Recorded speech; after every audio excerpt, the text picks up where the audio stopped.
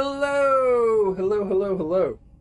I We are streaming for the fourth time in a single week. Aren't you amazed? I'm amazed we made it 3 times. Yes. We really gotta get back to at least three a week, but I'm fucking feeling it this week.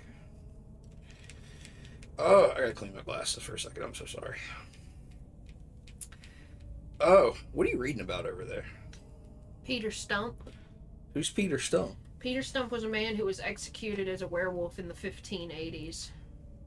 Was he really a werewolf?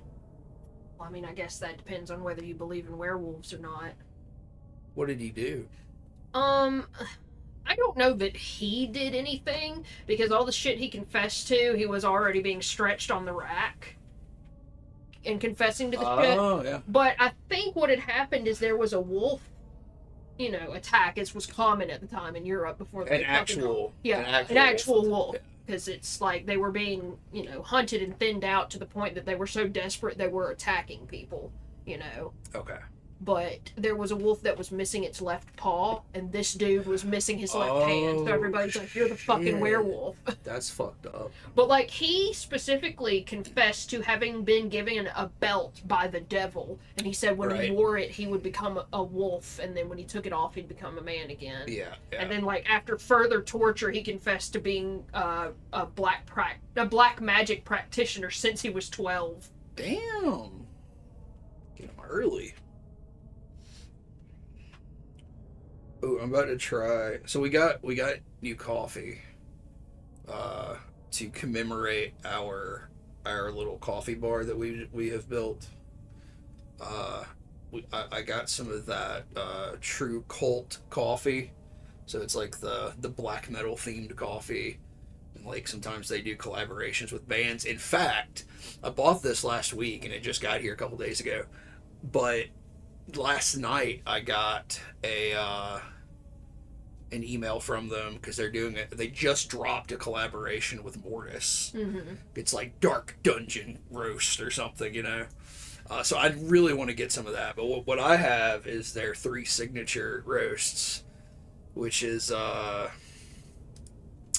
Mort Kelvite, which is their dark roast, Cafe Storm, which is their medium El Salvadorian roast, and right now I'm trying the Natural Selections medium Honduran roast. So I'm about to take a sip.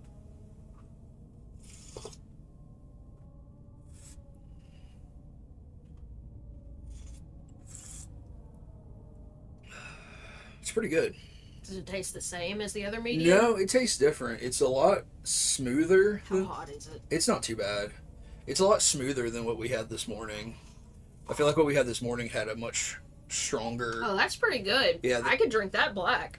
Yeah, what we had this morning was dark, but it was very fruity. Mm-hmm. This is medium, but very mild, I feel like. So, I don't know, it's pretty good. I'm just having our normal decaf because I didn't want to stay awake all night. Yeah, I probably shouldn't be drinking this, but I really wanted to try it, and you were making cold coffee, so I wanted to do a separate brew from you. Anyway, we're going to play some more Itch.io games. I'm going to play stuff tonight, and we are going to start with this demo, I guess. It's called the Depart Prototype. I don't really know what this is, other than the images, like the screenshots for it looked very high definition. Oh, we're just in there? Oh no. Frame rate all wonky. It's a little wonky. It actually feels like my mouse is wonky. Oh yeah, it was bugging me yesterday when I played, or Really? Wednesday when I played games. The mouse? Yeah, I wonder what's up with that. I can hand you my mouse pad if you want it. Yeah, hand me your mouse pad. Maybe that'll help. Because it does feel very strange. I was looking up Peter Stump, not just because he was a werewolf and everything, but the first time I heard about him, his execution was on October 28th. But now all I'm seeing is the 31st. Oh, so that would have been 28th would have been your birthday. Yeah. 31st seems unlikely that it would have been Halloween. Well, I mean, I don't know that it was celebrated at that point in time. But still, I mean, that seems a little untrue as well. What is this vignetting that it's got going on here? This is terrible.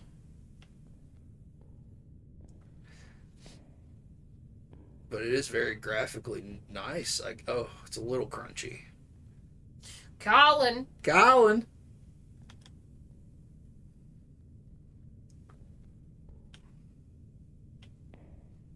Oh, it's dark as fuck in here.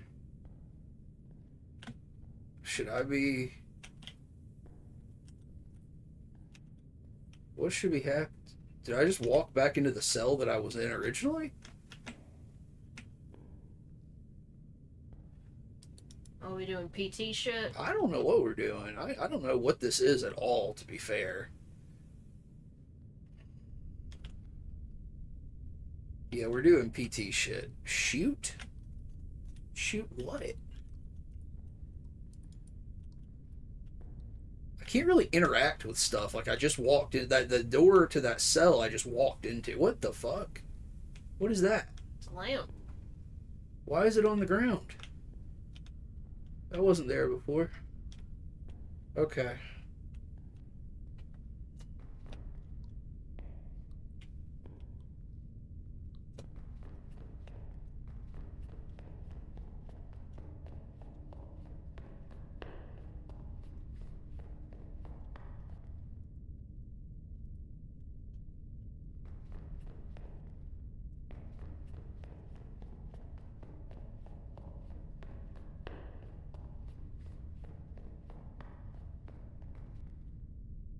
Shoot.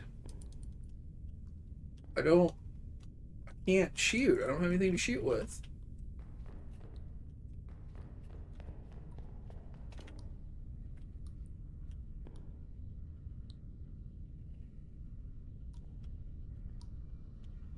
Have you tried F? Yeah. Okay.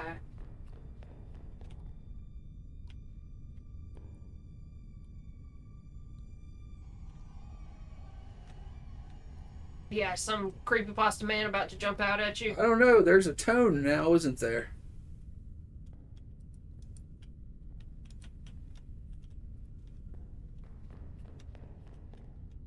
It's like so dark. I can't make out what's going on.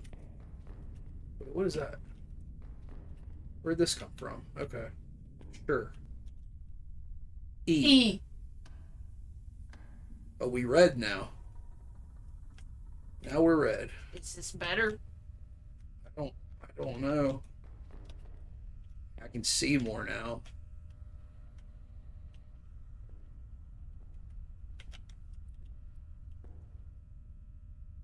Is that a gun? I think that might be a gun. Who's that man? I think that's an alien.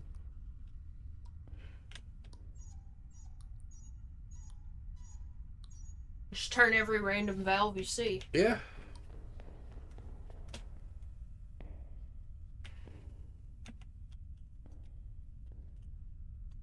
Can I have these?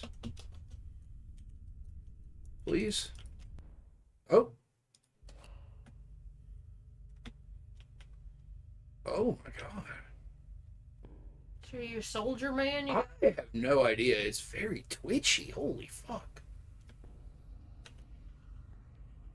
Evil. Spray painted on that wall.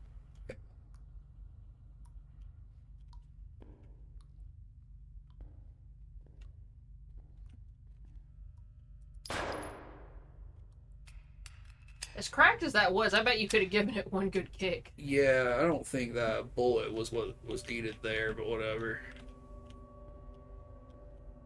So I think the deal here is this is supposed to be a body cam horror game, which I think is a burgeoning genre. I think body cam horror and body cam shooters are about to become a thing.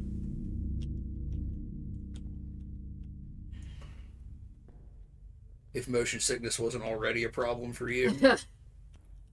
Get ready for that, I guess.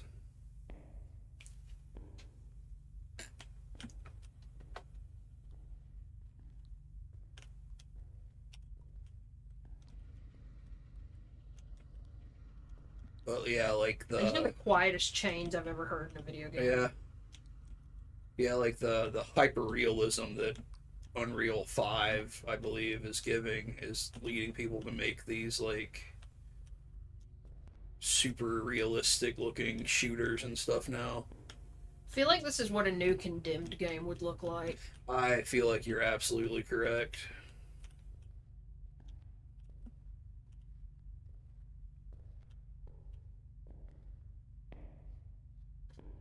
What? Just Condemned, because I remember in that first game, it's like the criminal has your gun, go after him. It's like, nah, dog. Yeah, I think I probably won't do that. I think I might just go home, actually. Where the hell am I going?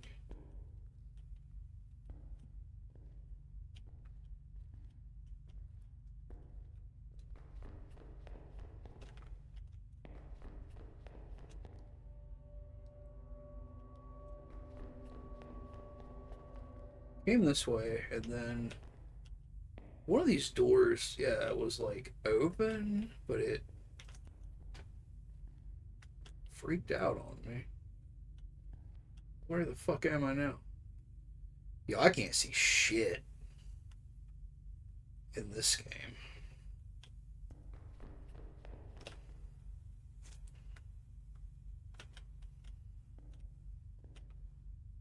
I guess there's nothing in there. I don't know. I took my medicine a little late, so I'm not going to be able to watch a lot of this one. Yeah, you just avert your eyes because it's pretty fucking wonky. Every turn is a quick turn on this guy. Yeah, like the I don't know, like it's very twitchy. Closed, okay. Yeah, bro, it's fucking closed. Okay, can I try these other... Wait, what's this? Oh. Here we go.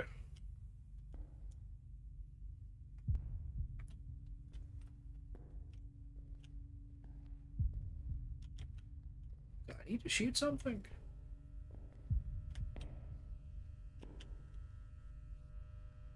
Ugh. The perspective on these hallways is fucked up. Which I think is intentional.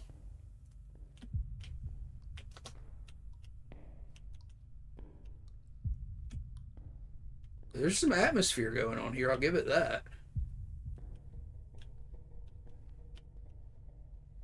It's pretty spoopy. Pretty spoopy.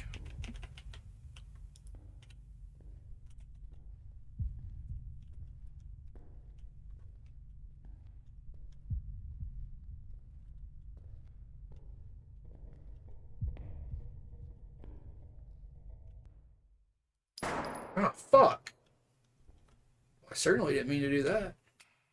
That's a person. What? Where? Look through the door.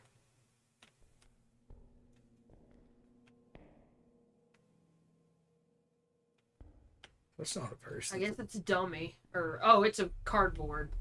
No? It's like a Halloween mask Yeah. on a mannequin or something. It looks like the villain in Who Framed Roger Rabbit after he gets inflated.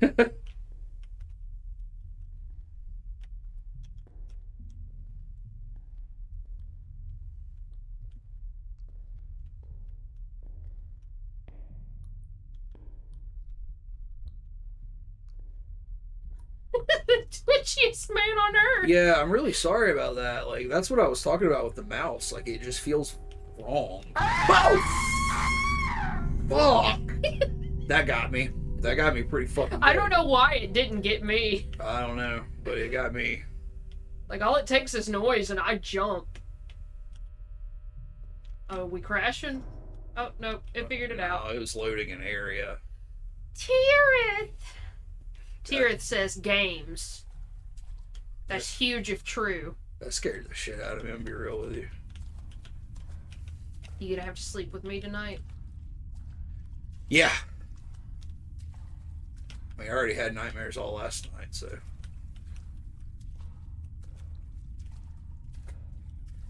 Huh? The scaredest gunman. Scaredest.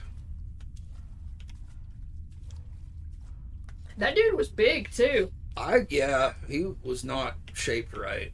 Okay, now see, I don't feel like I should go that way. It doesn't look like you can. Oh, okay, good.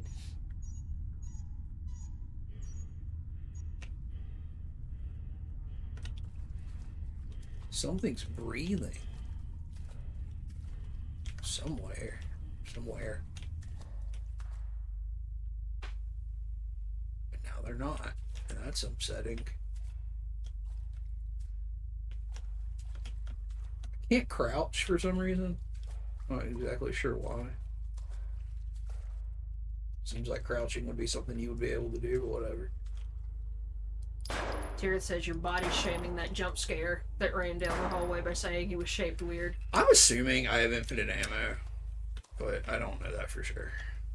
I don't have an ammo counter anywhere, so I don't know.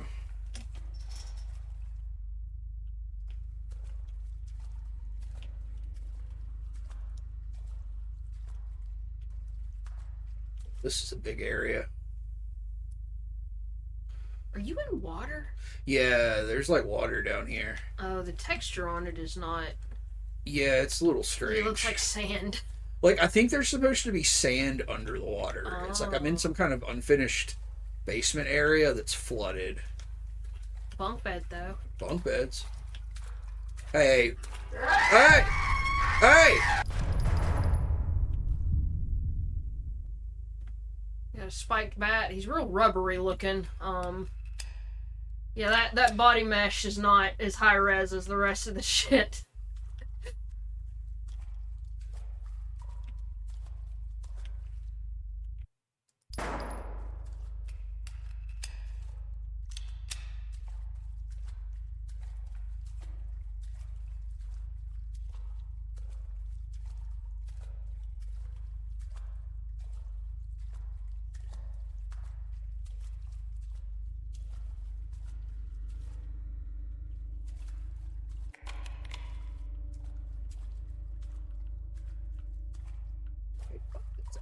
Holy shit. This is fucking claustrophobic and terrifying. What if the pterodactyls from Final Fantasy, from Silent Hill 1 were here? That would be, like, the worst. What if those jumping frog dudes that want to suck your dick from Silent Hill 1 were here? I guess that would be fine or bad depending on how deep this water is. Oh, fuck!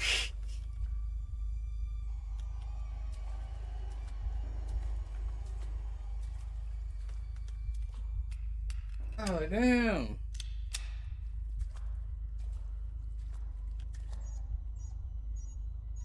I'm assuming this is raising that other gate. Now I gotta fucking backtrack, and you know some shit's gonna jump out at me. The music would indicate so. Yeah, what the fuck?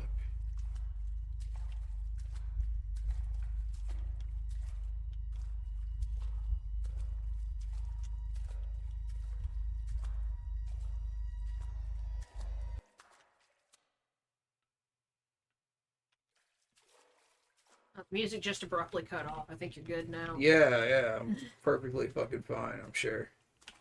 Look, nothing bad can happen to you if there's not a musical cue. That's the rules. What's that on the floor behind you? What? Nothing.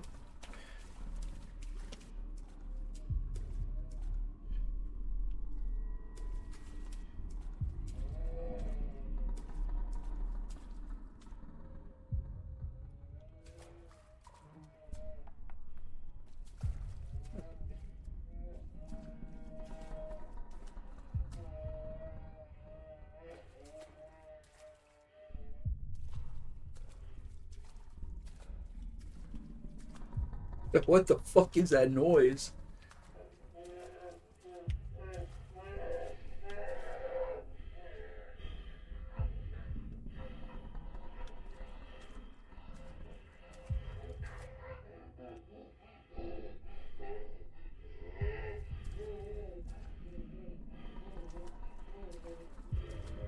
Oh my god.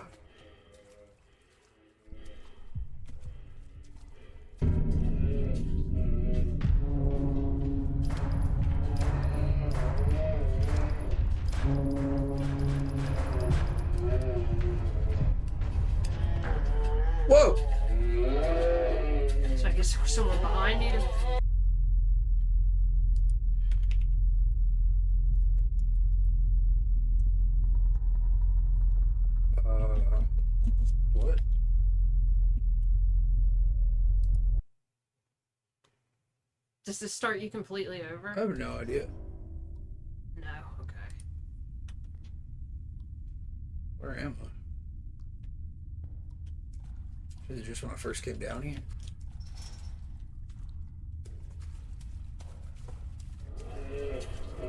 Oh god. Well, but yeah, was there something behind me too? Oh god, now I'm really fucked.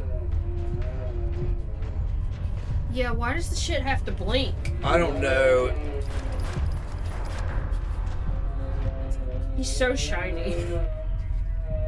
Yeah, like their models are not the best, to be honest. Also, don't know if I can kill him. Yeah, I feel like you're supposed to avoid him, but when you can't see, it's a little difficult.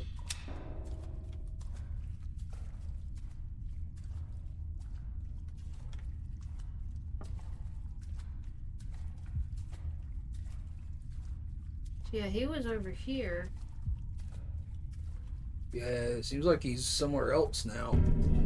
No, he's right there. Oh, I don't think there's anything back there. I think he's just hiding behind a little storage locker. Oh. You got him. Well, I got him, but there's somebody else. It's just another one. He's different. He is. He's got like a... Polka dots. No, what's that thing, though, that people love to talk about? Like, it's so scary. Oh, trypophobia? So, yeah, he's got like a trypophobia thing going on. I couldn't tell that they were holes. It literally just looked like they painted black dots on them. Yeah. I think they were supposed to be holes, though. Alright, I'm going to go through here one more time, and then I'm going to move to something else. But so, like, obviously, there's one that way and one this way. And, like, I guess they're going to, like, come up on me. Or maybe not. I don't know. So is there nothing here? Because this is the other way, right? So he must be guarding something back there to open this gate. I just don't know where the other one comes from. Maybe it just spawns him when you activate this one. It must. Alright, so let's go this way. He's going to come from back there, right? Yeah, I think you shot him in the head is why he died before. Okay. Alright, now this guy needs to come, and I'm going to shoot him in the head. Oh, I don't like that blinking.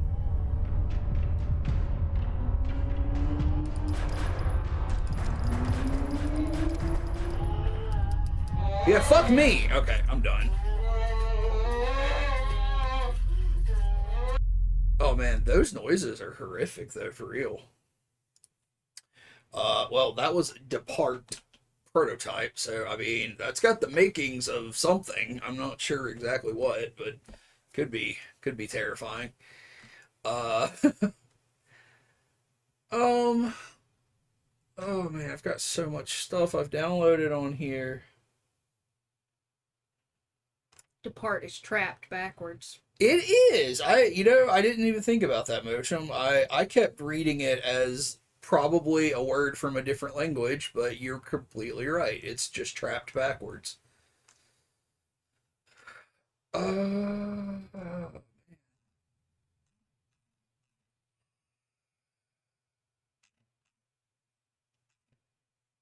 I've just downloaded too much stuff to even comprehend. Let's get some pizza.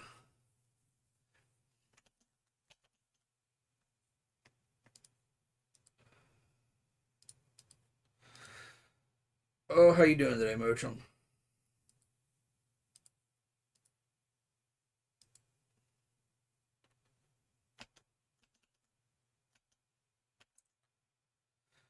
Why is this game not capturing you, motherfucker?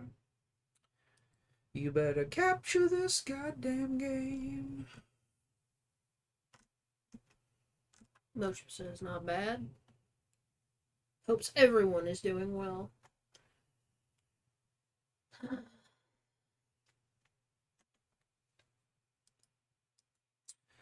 Well, give me just a moment here.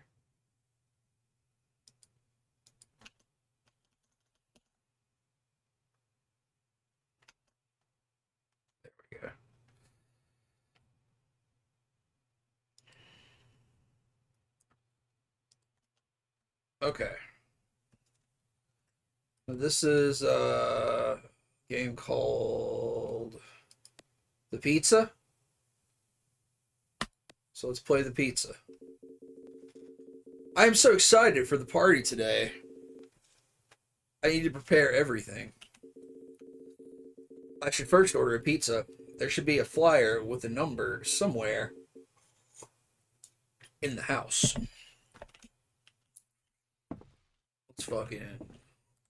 Let's fucking do it. Let's find the fucking flyer. Here we go. 834-711. That's not enough numbers. Mm-mm. Is that a nutsack or a butt up there? What is that logo? It says pizza butt or pizza nut. I can't tell. Oh, it does say pizza's butt or something, doesn't it? I would assume it must be butt. Yeah, it looks like a butt. What else is going on in this house before we start dialing pizza and stuff? We got a VCR, we got a TV, couch. Everything looks normal here. Got a normal bathroom with no shower because you don't have to shower. Got some religious iconography on the wall. Got a normal bedroom with clothes, mysterious tape on the nightstand. It is 2020 o'clock. Inzan asks, are you a pizza butt, pizza nut, or pizza verse? That is a good question. I feel like I'm a pizza nut. What we got going on in here? You got Japanese Kit Kats. Yeah, we got Lulp. We got Lulp classic chips down there. Who keep their potato chips in the fridge? This freak does. How I'm so short compared to this fridge. It's a tall ass fridge. What's over here?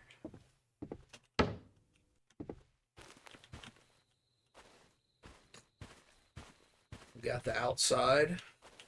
Is there anything mysterious about the outside? How you doing today, Ensign?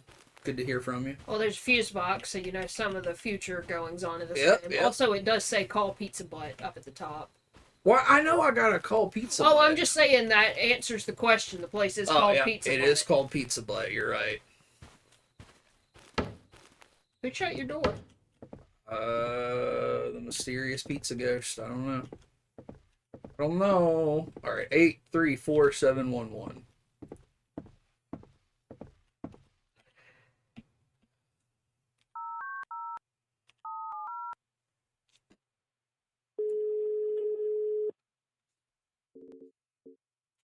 Hello. Do you want to be the Pizza Butt worker? Sure. Hello. Greetings. I would like to order 4 large pineapple pizzas, please. Very well. Your order will arrive shortly. We hope you will enjoy it. All right, now I need to prepare some snacks and a movie. I should set everything up in the living room.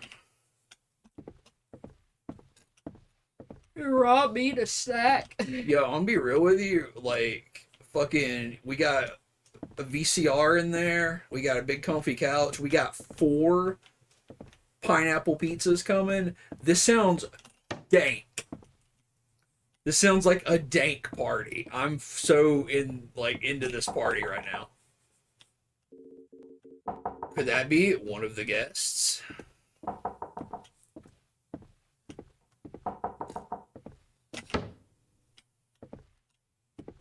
Hello? Hello? Hello?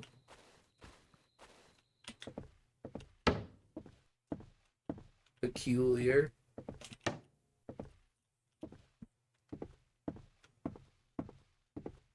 Oh, wrong way, wrong way. Oh, those are little cakes. Yeah. You have chosen wrong.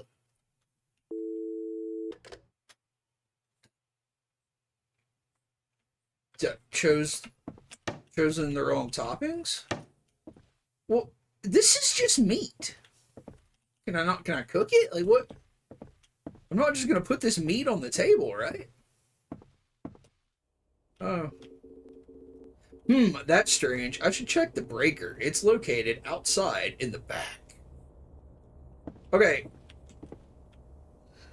Okay. Why do we have a pork shoulder on the coffee table?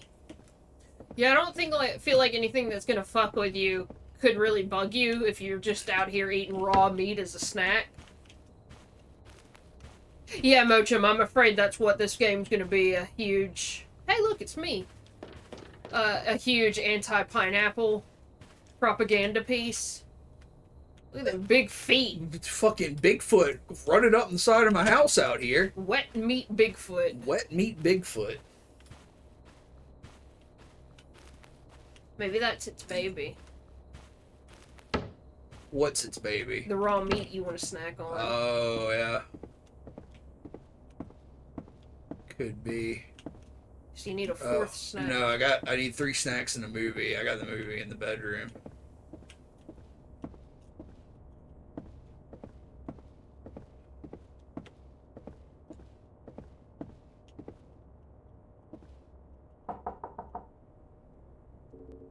Could that be one of the guests?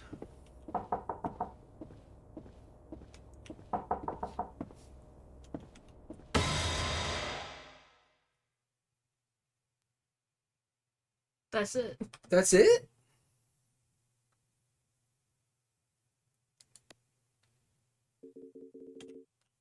Can we do things any differently?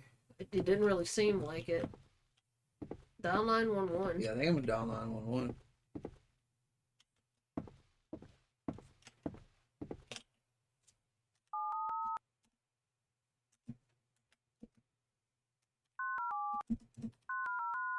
It won't let me. This phone only calls Pizza Butt. Oh well.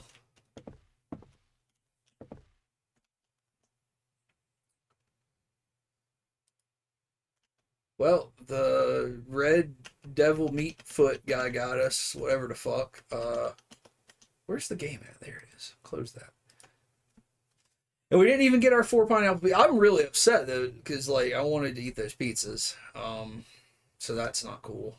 But okay. What do we got next here?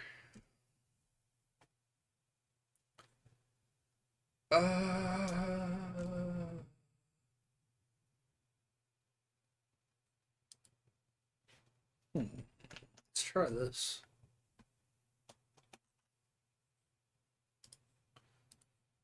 Ba-da-ba-ba.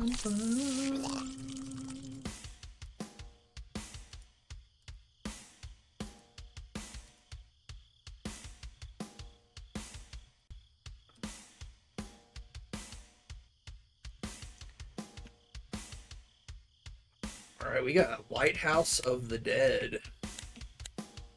Okay. Gareth, we are still finishing off the fucking stew that Eidolon made at the beginning of the week. That's what we had for dinner. Oh, hell yeah. Oh, God!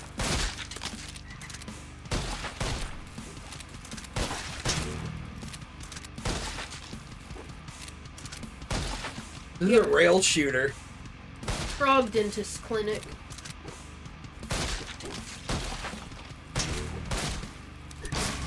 Oh, no.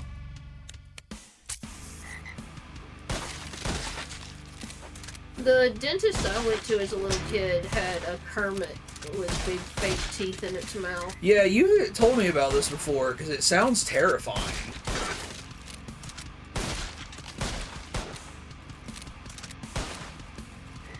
Can I get a different gun at any point that holds more than 3 fucking rounds? You can get good. Okay.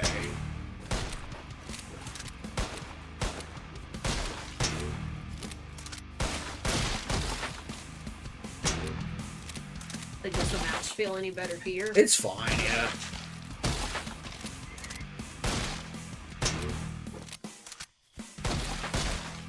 What do you guys think about this fucking butt rock soundtrack we got going? How did that miss? I don't know. Uh-oh.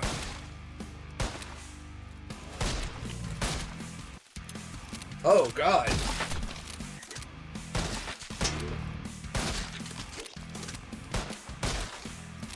here says it's definitely something.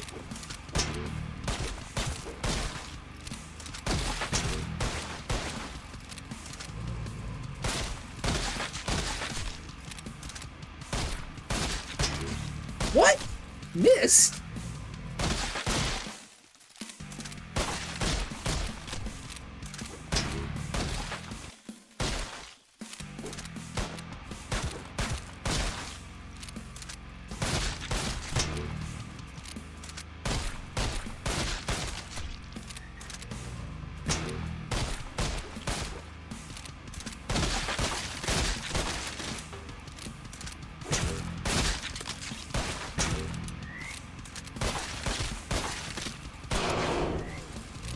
Oh, that was like a choose your own route back there, you know? Do you think it would have been any different if you had gone the other way? I don't know. Maybe there was a whole new enemy type in the opposite direction. I just wish I could get a new gun.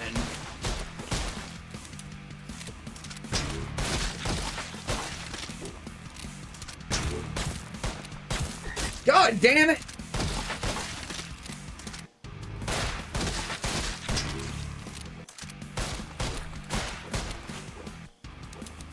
Oh no!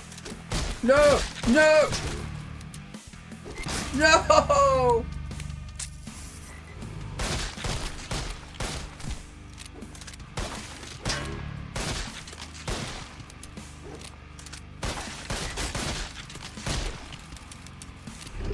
No!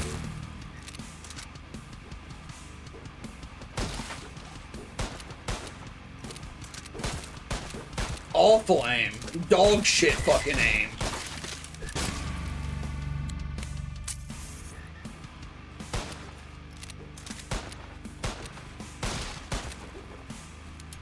Ugh.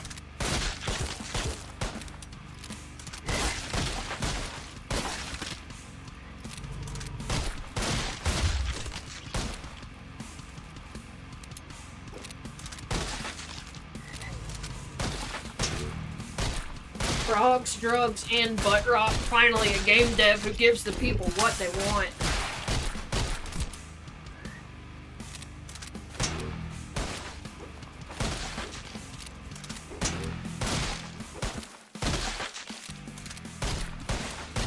I hope you get to go to the frog dentist clinic. I hope so too.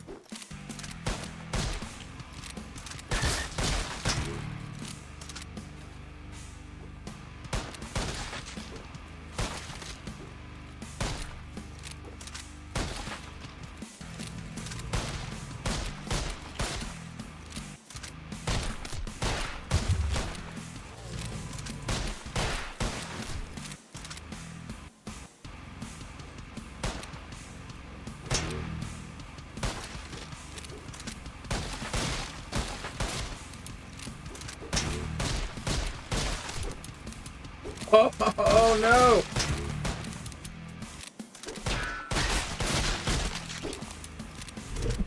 Oh no!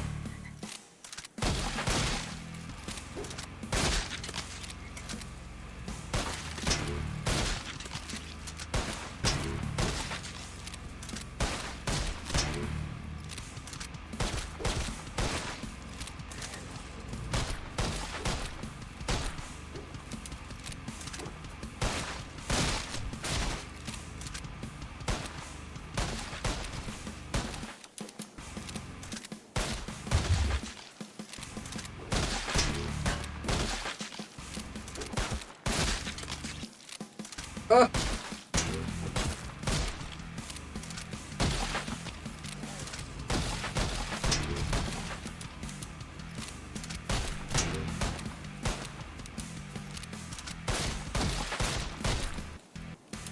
Jesus.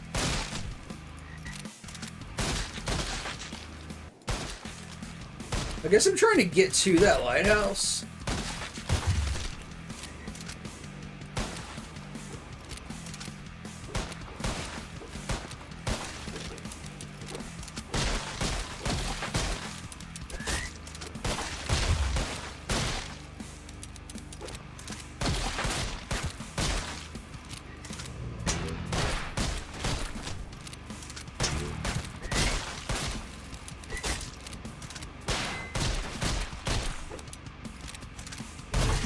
No! I was so close. Oh, I have to go all the way back to the start. I don't think so.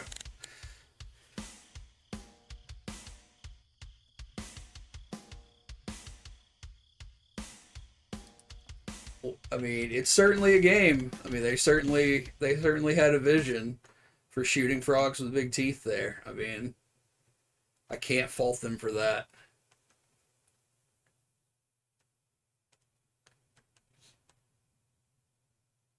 Oh man, what else we got?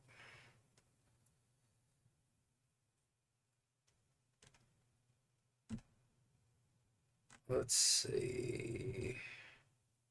Yo, oh fuck, ow. Let's see what this is.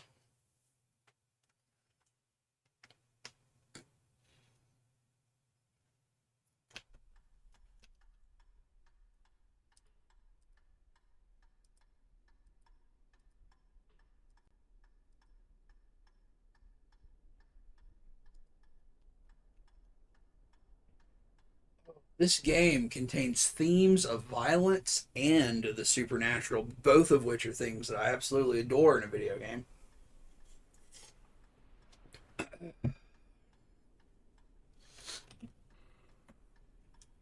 I never found much interest in the topic of the paranormal. My brother, on the other hand, changed when our father died.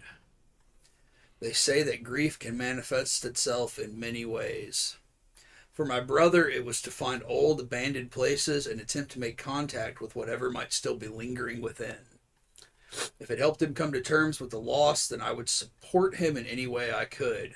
We are a family, after all. Though I must admit, being alone in this place is not how I would typically enjoy a Friday night. He said he left some of his equipment in the house from last week and that he is on his way to meet me. I should get acquainted with the place before he arrives. Alright, WASD, blah, blah, blah. Okay, I guess that's it. This game is called A Favor for My Brother. And it's got tank controls.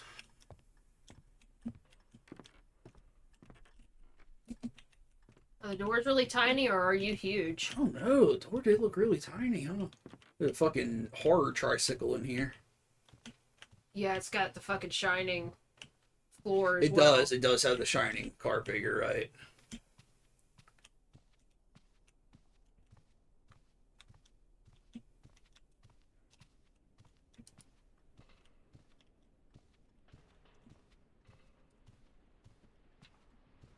This is a spacious house. Got a piano, which will surely play some horrific tunes.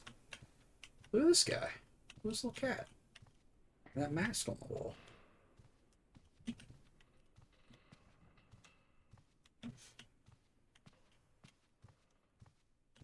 This house creaking like a motherfucker. Butcher said they love a spooky mansion as a setting. Oh, I adore a spooky mansion. Can't get enough of them.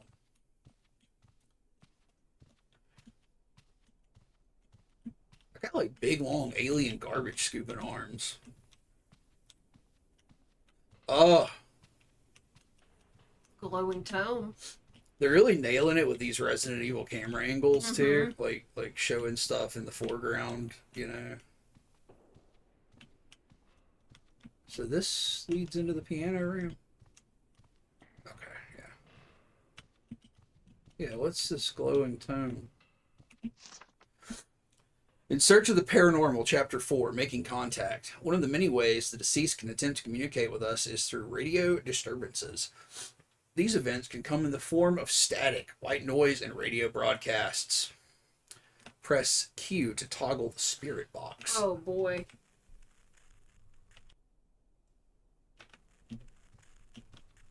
That's the quietest spirit box on earth. It's very quiet, yeah. Usually they're very absurdly loud and annoying. Let's go in here. Kitchen? Huge fucking kitchen.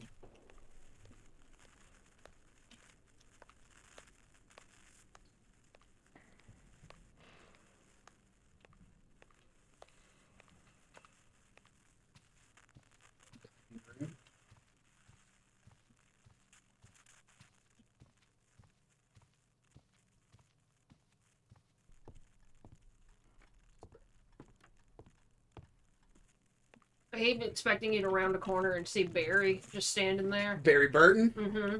Resident Evil 1 with his fucking Magnum 357. His all red outfit. His all red outfit. I love Barry Burton. What is... These stairs go to nothing? What is this? I think there's something blocking the path. It looks like there's a piece of furniture there. It looks like there's a treasure chest.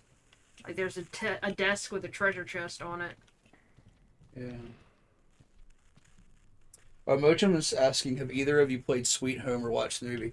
We've seen the movie, and since the advent of the streaming channel, I've wanted to play Sweet Home, but I've not done it yet. I was thinking about doing it this October, but then I don't know how long of a game it is. I didn't want to get locked into one game for the whole month.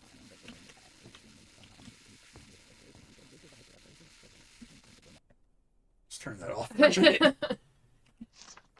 Polaroid NX4 User Manual. Concepts in photography. A correct posture for stabilizing the camera is necessary for taking a good photo. Hold right click to maintain proper posture. Aim your shot with WASD. Left click to engage the shutter. After viewing your photo, please right click. Once you have the perfect shot, try pressing tab to check out your handiwork. Fatal Frame as well.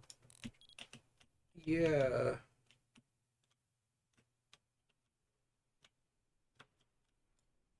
Okay.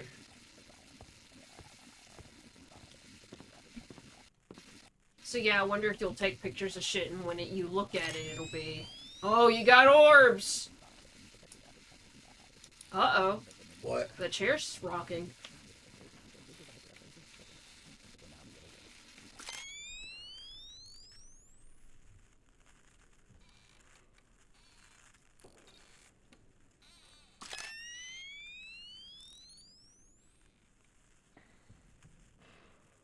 Okay, so it's just saving the stuff that actually has the orbs in it. And it says there are 10 things that you need to take a picture of. Yeah, and now that I've done that, the garbled EF or spirit box shit has stopped in this room. So you're gonna investigate this whole fucking house before your brother even gets here? I guess so. This is kind of neat. I don't know what other mechanics might come into play, but I do like this. Even if this is all it is, it's kind of neat just to walk around and take pictures.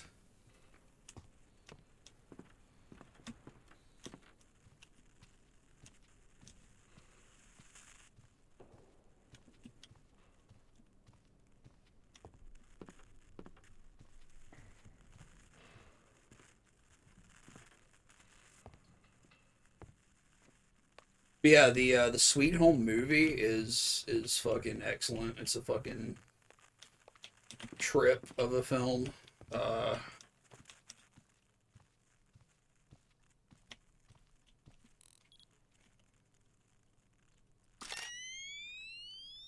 Wondered what that treasure chest was. What if you take a photo of this photo? Ooh. Yeah. Like, I'm assuming unless the thing's going off, it's not going to do anything, but I just wanted to try. Yeah.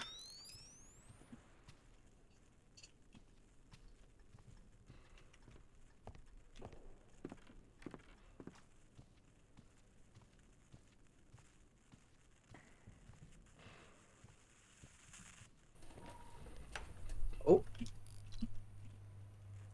Blood?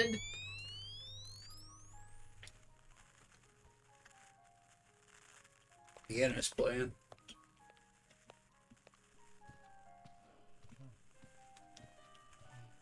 Hey, you see that? No. Was there something in the mirror? There was a person at the end of this hallway. Oh, on the, no. Like, they were just laying on the floor. They disappeared.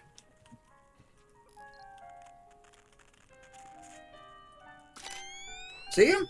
Yeah, they're crawling towards you.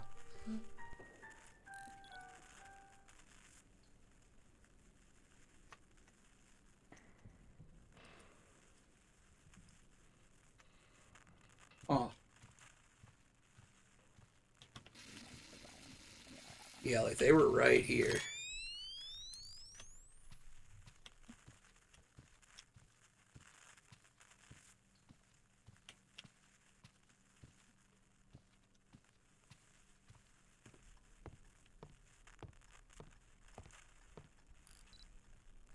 I'm not mistaken, this is what Phasmophobia is, but it's like multiplayer VR, Yeah, and the ghosts are actually like, hostile.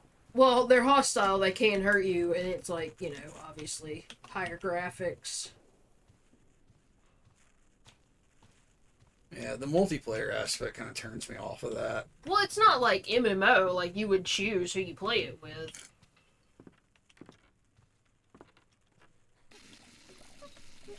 Taking a shower.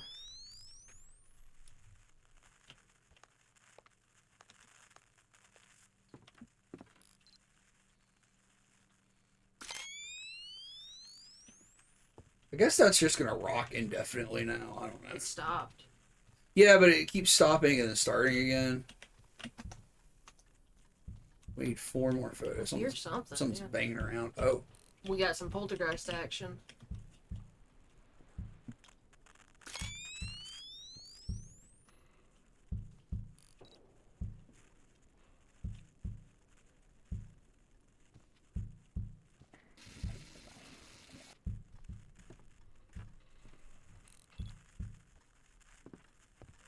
I'm confused as to what is actually happening here.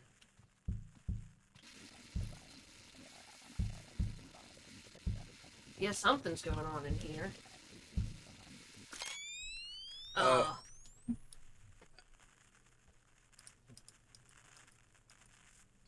Yeah, it's got a little face on the window. No, there's a person there. Is that a person out Yeah, there? it's a person Oh, it's the standing there. girl out there, I guess. The girl reading this.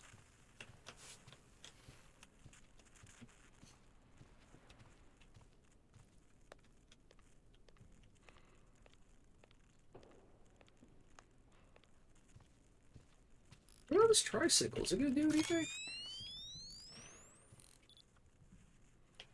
Have I been in here? Yeah, I have. Oh, shit. Skull spinning around.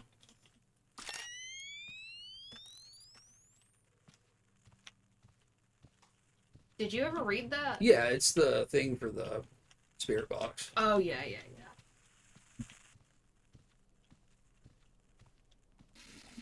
So something here.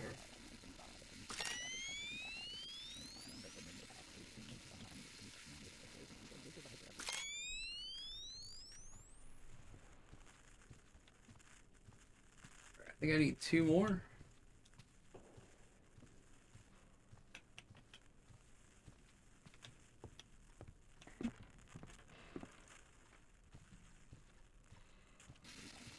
Oh.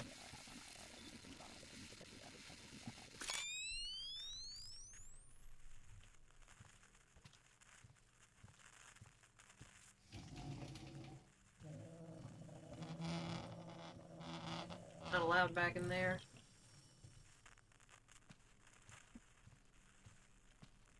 Go through the bathroom though. I can get stuck on this lamp.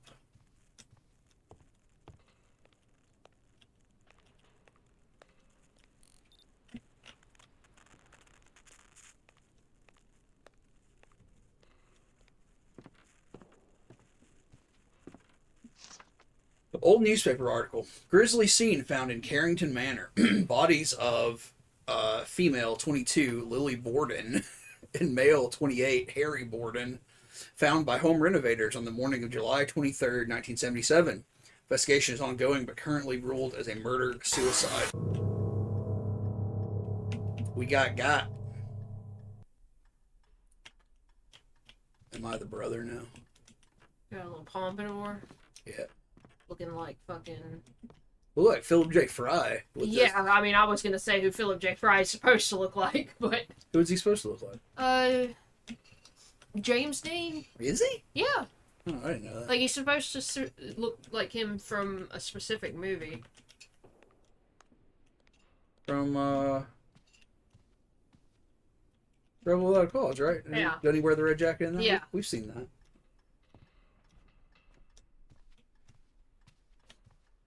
That's where Tommy Wiseau got his famous line. You know, you're tearing me apart. Mm.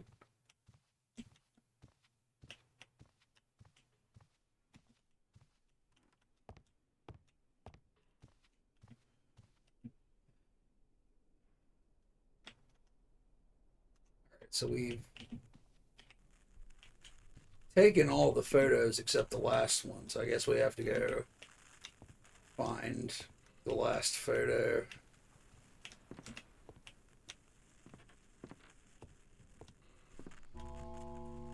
Uh-oh. Where's there a clock? There's a clock.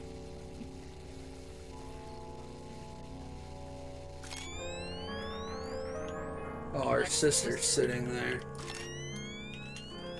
That's sad.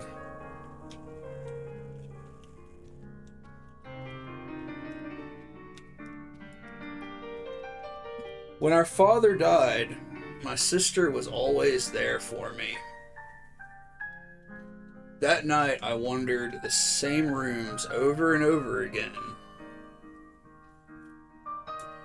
She said she was waiting for me.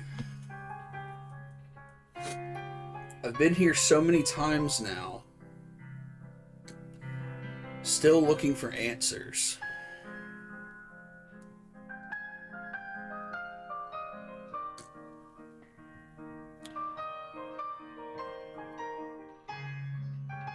Favor for my brother. Hey, that is a strong little indie horror title. That's a good fucking game. You made a good game, whoever made that game.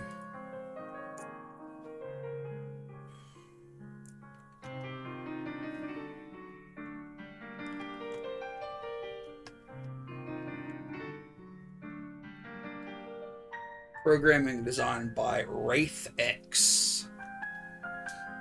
Oh, they played the piano for this too. Well, that's cool. Let's see. Alright, let's play some fucking garbage now.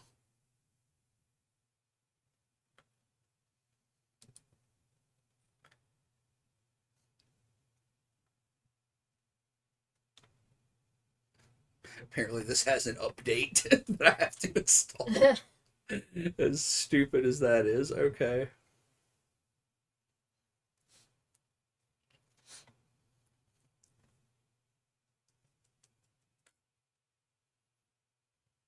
How's your coffee? It's good. How's yours? My coffee's good.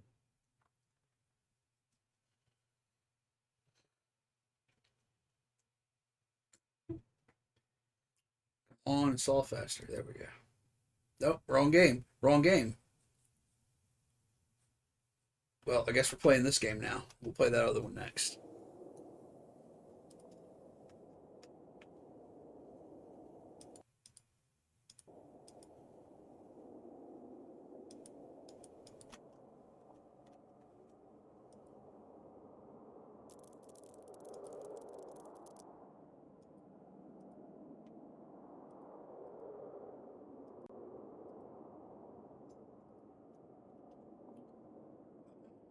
We got a game here called Moth House. Oh, I like this effect. It's more like a silent film. Yeah, Reel effect. Yeah, it's got like a shaky reel thing going on.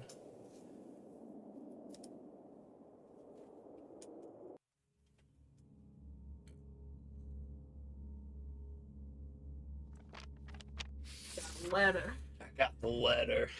Dear son, I hope this letter finds you well. I'm writing to inform you that I'm leaving far from here on an expedition. Unfortunately, I can't provide a location. I know this may come as a surprise to you, but please understand that this decision was not an easy one. If in a year you do not receive a letter from me, it means that I will not return. I hope that this will not happen, but if I still do not get in touch, then I have a request to you. In the attached letter, there's a list of species of moths. Come to my house and catch at least one of each species, and then let them out of the house. But it's better if you free them all. With all my love, your dad.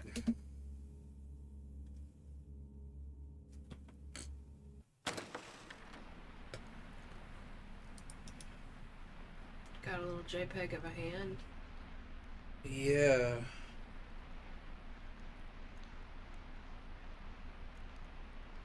So we are in our missing father's house. We have to find moths and release them.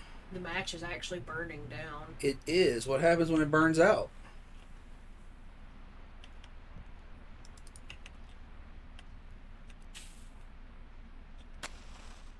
Guess I just light a new one.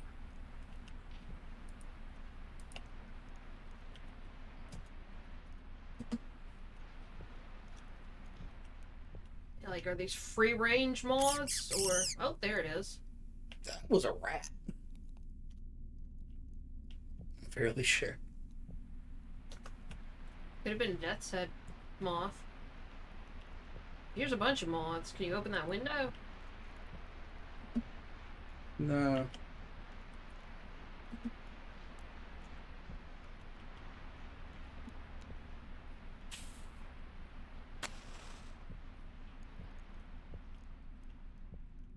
Use the mouse wheel to change item? Oh yeah, you got a little net. Okay. So yeah, do you need to go back in here?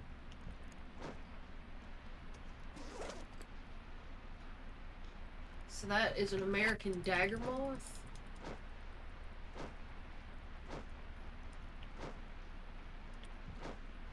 Yeah, I guess I caught them all. Okay, one is American dagger moth, the other is The leopard moth. So Yeah. I've caught 24 moths. leopard moths are so cute.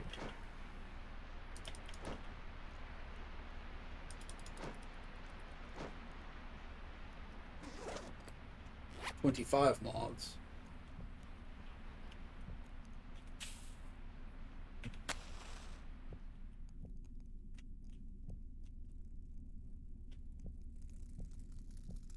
Ooh, big boys.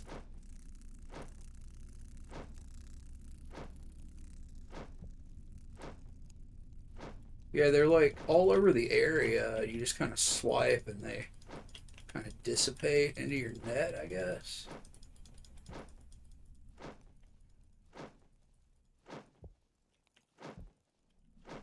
Trying to get them all. I said it's better for you if you get all of them. Yeah. It's just everything is black and white. Yeah. You see any more? Look directly behind the lamp. Okay, I think you got it. Oh, wait. Oh, wait, yep. Oh, there's one on the wall by the little outlet, too. Oh, good eye.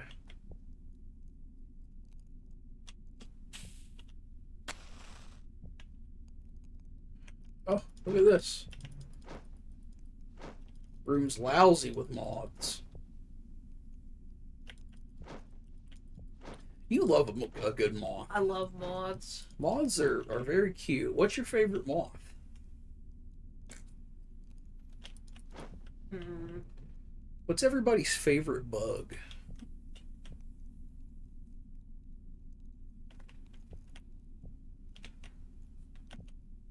Honestly, it might be the giant wood moth that they have in Australia, because it's like kitten size. Jesus Christ. What do you mean kitten size?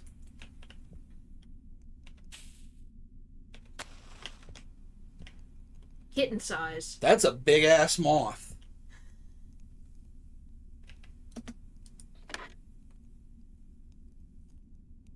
What the hell is this? I really like death's head moths. I like atlas moths. I like grease moths. Moths emit ultrasound as a way of communicating with other moths and detecting their environment. This ultrasound is typically measured in kilohertz, with the average value of around 30 to 60. The moth produces the ultrasound by vibrating special organs in its body called tymbals. Interestingly, there are devices called bat detectors that can capture these ultrasounds, which can help in monitoring moth populations and their behavior.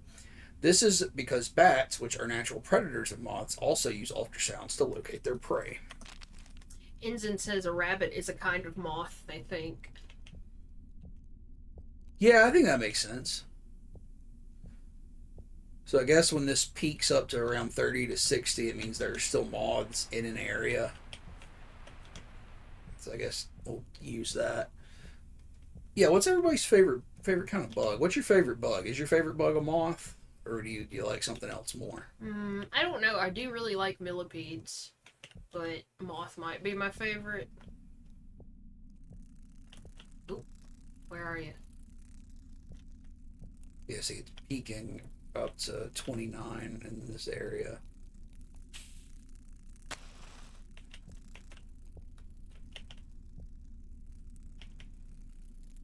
Will you load into a new area if you open that door? Okay, it's in here somewhere.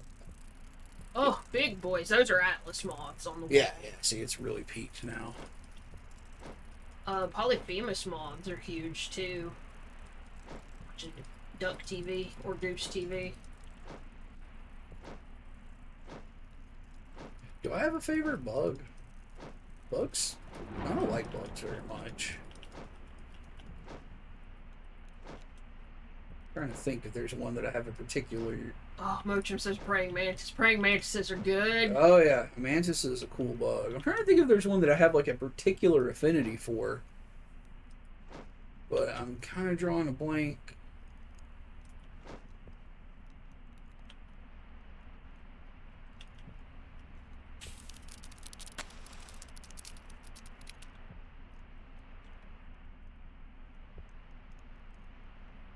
Something made it peak over here a minute ago. Acorn weevils are very cute. Weevils in general are pretty cool.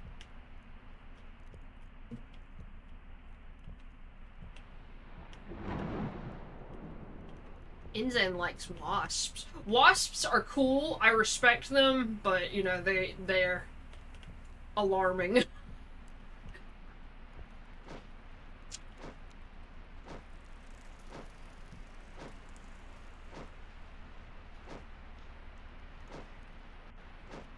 Like I like bees as well. Bees are cute. Yeah, bees are cool.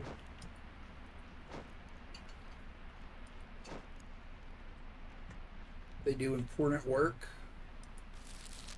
That's a lunar moth. Or Luna moth. The Luna moth is a large, beautiful moth native to North America. It is named after the Roman goddess of the moon because of its pale green color and crescent-shaped markings on its wings. The Luna moth is known for its short adult lifespan of only about a week, during which it does not eat or have a mouth. The wingspan of the Luna moth can reach up to 11 centimeters, making it one of the largest moths in North America. The caterpillars of this species are also quite striking, with bright green bodies and long, spiny tails. The Luna moth is primarily active at night. Insan says because of architectural reasons, they spent a year with a wasp nest venting directly into their bedroom. That's terrible. Yeah, I hate that for you. And Mochum says, I see Luna moths maybe once every couple of years around here. I haven't seen one in person in a couple of years, but my sister sent me a picture of one that had just come out of its cocoon near her house earlier this year.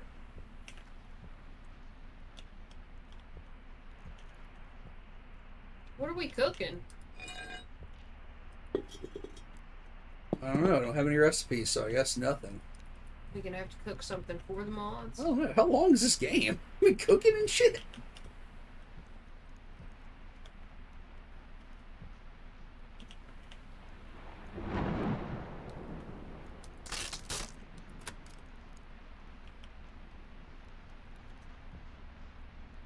You could crouch in this game, but not the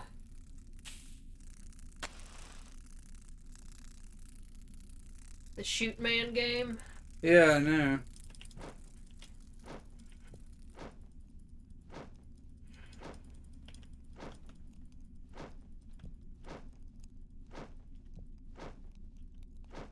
I do really like Death's Head moths, though, because they can squeak, and I think that's super cute.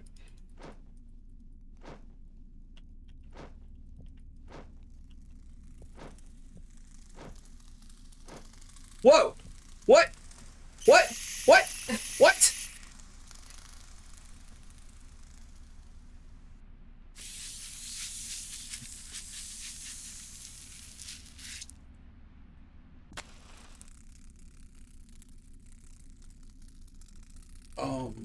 Oh.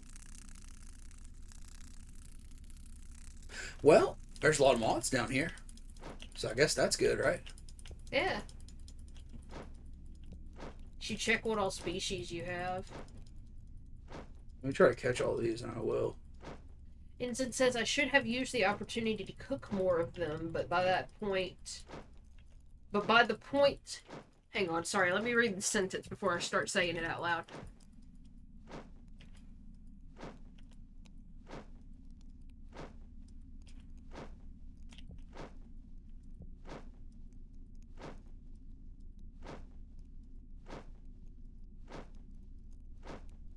Says I should have used the opportunity to cook more of them, but by the point of outright hostilities, they'd already gotten out the diatomaceous earth,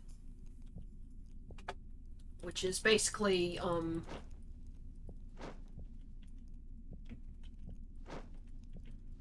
some shit you pour on dirt, so it's like walking on glass for bugs. Jesus. Because you use that for houseplants to get rid of fungus flies.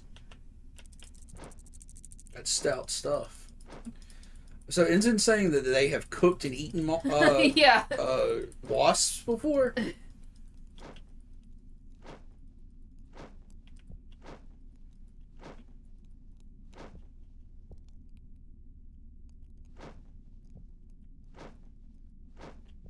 Is this supposed to be like silk?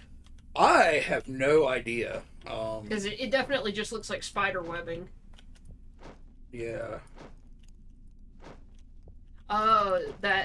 That shit is basically ground up seashells. It gets into their exoskeletons. Oh. And yes, you can stir fry wasps. They're like small chickens. Eat them just like regular chickens. Just cut them up and eat them just like regular chickens. Yeah, I mean, first, like, yeah, we're vegan. We would not eat bugs anyway. But even if I were not vegan, I don't think I could eat a bug. And that's like a personal thing. Like I don't think there's anything wrong with it in terms of like, if you're gonna eat one animal, why not eat bugs? But like, I don't think I could. Bug legs freak me out. Like, I do not like the idea of a bug walking on me. So the idea of putting a bug's leg in my mouth or it getting stuck in my teeth or something is horrific to me. So like, I just don't think I could do it. But I do respect like the idea, I guess, of insects as a more renewable protein source, if that's a thing. I don't know. I don't really know. Sustainable, I think. Yeah, I guess the two would go hand in hand, but I feel like... Yeah, I don't know the ins and outs of all that. I know a lot of the time when you run into like, oh, we should be doing this for renewable resources, etc. A lot of it is kind of like redirection away from like holding corporations responsible and everything. So like, I don't want to like overspeak on like how useful eating bugs is, but if you eat bugs, I don't have anything against you. You eat bugs, then you eat bugs. Exactly. Man, there's a lot of moths in this basement. That big moth might be mad if he comes back, though, because I'm fucking sweeping up all of them. All these fucking cocooners on the ground. Yeah, what do we got so far? We got a lot. Still don't have one of each. No, that's true.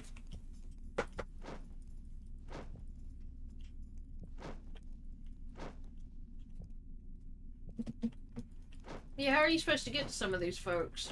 I don't know. Oh, are those...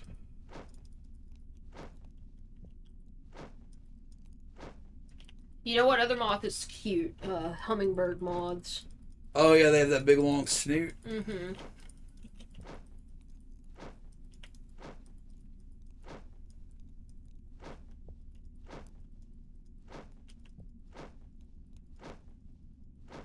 Have we caught a Luna moth yet?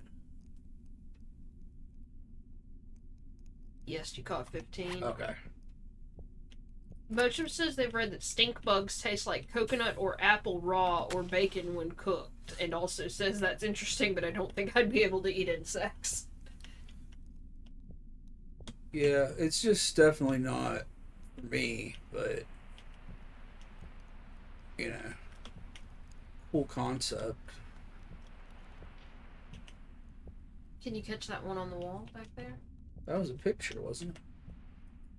Okay. Bathroom moths? Yeah, we got moths. Yeah, we do got moths in the bathroom. Like slime in the ice machine. There's slime in the ice machines. I think there's one more in the shower. There's several in the shower. Getting squeaky clean. Getting squeaky clean in the shower. There was a spider on the ceiling last night when I was going to bed, and like, you're very good about taking bugs outside, but you were not available, so I had to vacuum it off the ceiling because I could not sleep in there without doing that. But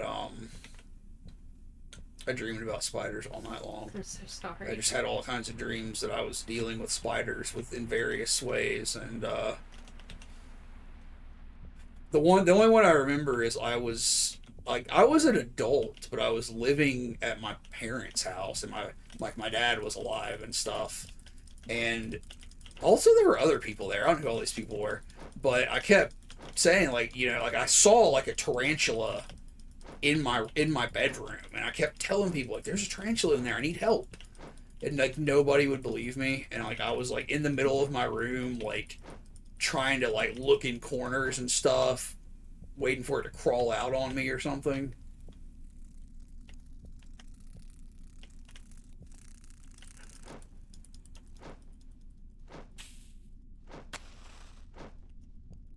It's not pleasant. Yeah, like spiders are my least favorite.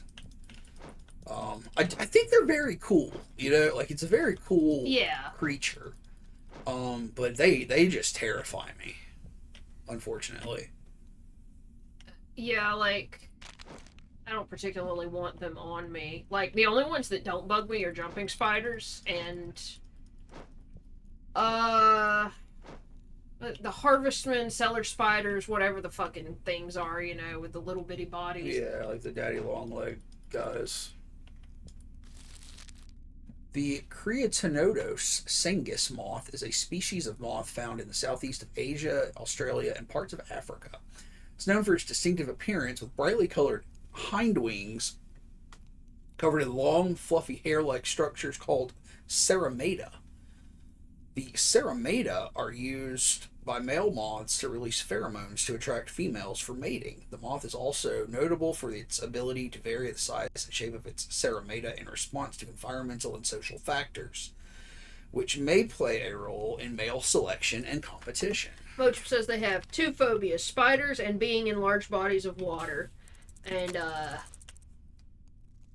that they can take spiders out of the house. They have a bugzooka, but doesn't want them on them ever. Yeah, I'm the same way. Like, I just absolutely don't want a spider near me. I don't want to look at them. Like, I look at pictures of spiders, like, in books or, like, on the internet, and I start to get itchy and crawly all over my skin, Yeah. Like, if I know something can't hurt me, it doesn't bug me that much. So, like, I know... Oh, fucking shit. He just put you in the basement every time? I think he just puts you back in the basement, and then you gotta, like, figure out where you were. Or some shit.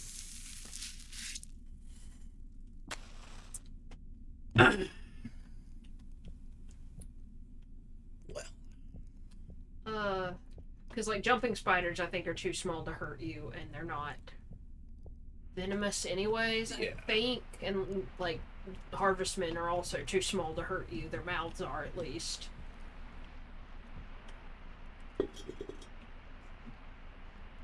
Why cooking them? What is the use of this? Do you feed it to the guy? Ooh, moths in here. Maybe you feed it to the big guy.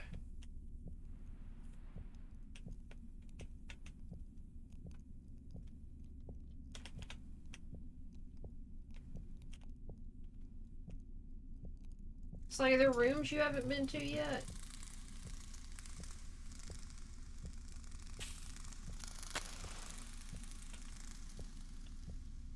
For sure, yeah.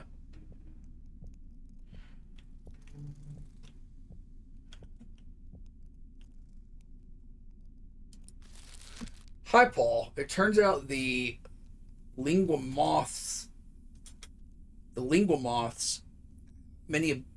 Fuck. Hi, Paul. It turns out the lingua moths has many abilities besides speaking human language. They are capable of redacted. So I have to report that I'm going to redact it. I'm not sure if I'll be back from there, but in the name of science, I have to check it out. Redacted. I grow some types of moths in the basement. I hope that while I'm away, the house will not rot from a large number of different moths. Just in case, I'll block the entrance. If something happens, then redacted. I left the key in the attic library. Hope my house doesn't rot because of all the moths. Alright, so we need to. Okay, well, there's some stairs, which must lead up to.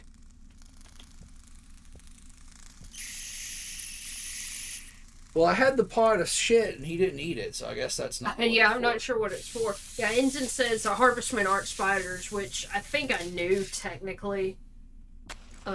Yeah, because like there's the cellar spider and the harvestman, and I think they both get called daddy longlegs, especially here in the South. But they are different, and the harvestman is an insect, I believe. Also says the mouth too small thing isn't real. But also, I just don't think they can really hurt you that bad. Right? I wouldn't assume so, because, we do know of spiders that do, so I feel like if they caused the huge issues like, a black widow or a recluse or anything caused, it would be more well known, but I don't feel like they harm you, but, like, I guess more than the mouth too small thing, it's that it's small, so it either doesn't hurt and it's not venomous, so it's not a big deal. Yeah. Because, like, you get ant bites and you may not notice them when they happen. Oh, my favorite bug Pokemon.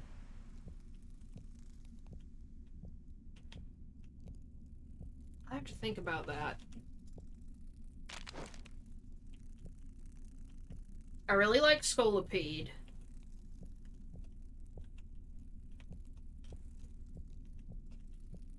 I like Heracross and Pinsir. Hey, look at this man. Hell yes. It's a truly astonishing discovery. Mason Hart, the well-known moth collector, has discovered a new species of moth that can speak the human language. Mr. Hart, who has been collecting and studying moths for many years, made the discovery while on a collecting trip in the Amazon rainforest. The moth, which has a unique wing pattern and body structure, was observed by Mr. Hart communicating in English. This incredible discovery has sent shockwaves through the scientific community, has opened up new possibilities for communication with other species. Mr. Hart has named the new species lingua moth and has pledged to continue studying and protecting this remarkable insect.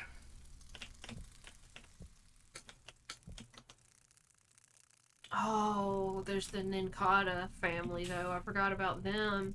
And there's Surskit, and there's Cutiefly, and Shuckle. I always forget Shuckle is bug and rock. I always remember it's rock, but I don't ever remember it's bug. Can you remind me, is it okay to fuckle with Shuckle? No. No, you don't fuckle with Shuckle.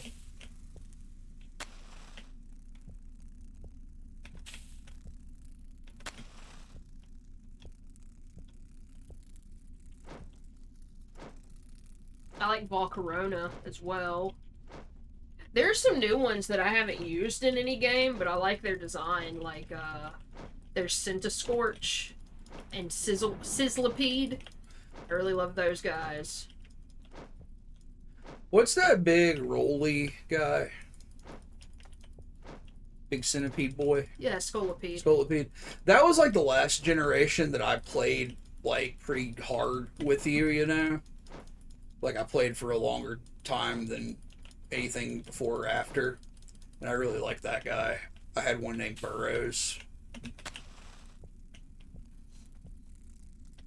Didn't Tirith point out that there's a steel bug type that's just a big ass worm? Yeah. Erdworm or something? Yeah, Erdworm or something like that. Yeah, it's just like an earthworm, but it's a robot, kinda. No, don't come. It's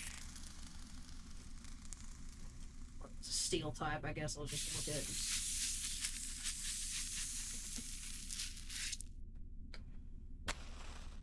You motherfucker.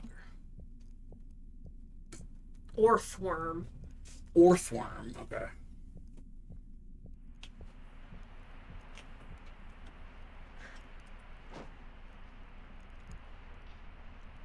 I don't know, I feel like if I absolutely had to pick, I would pick Scolipede because I really love its design. Mochum says there's our Metapod, Kricketune, Burmy, Paris, and Shedinja. Heracross and Volcarona are up there too, and Durant is Steel Bug. But yeah, it was just a steel one that's called Orthworm. I love that guy. He's also in one of the games that I haven't played any of. I'm really trying desperately just to get up to the attic and just see what's up there at this point. But that big dude keeps catching me. I don't know what to do about him. I thought that if I... Fuck! Like, I thought if I had my match put out, he wouldn't see me because of the light, but I guess it don't matter. I mean, at least you ain't got to start over completely. Yeah, it's just annoying. I just want to get that key and see what's in that room. Yeah, Mochum says, I haven't seen much of the newest generation, been avoiding it until I play it, but I never feel like playing it. Yeah, like, when they did the fucking shit where they just decided not to put half the Pokedex into Sword and Shield, I was like, well, my favorite Pokemon isn't in this game, so why the fuck would I buy it? And then Scarlet and Violet looked like such a shit show, I had no desire to play them.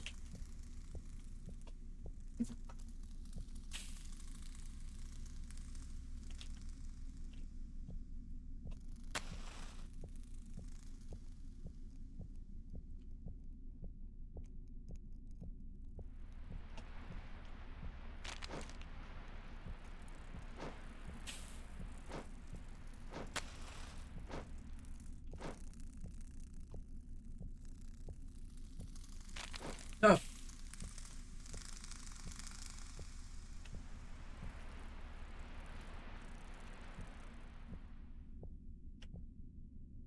What does he do over there?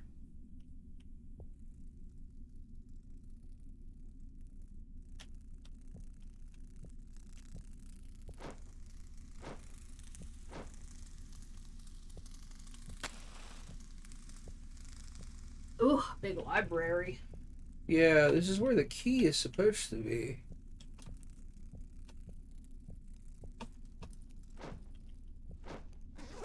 Alright, I've got all the mods now.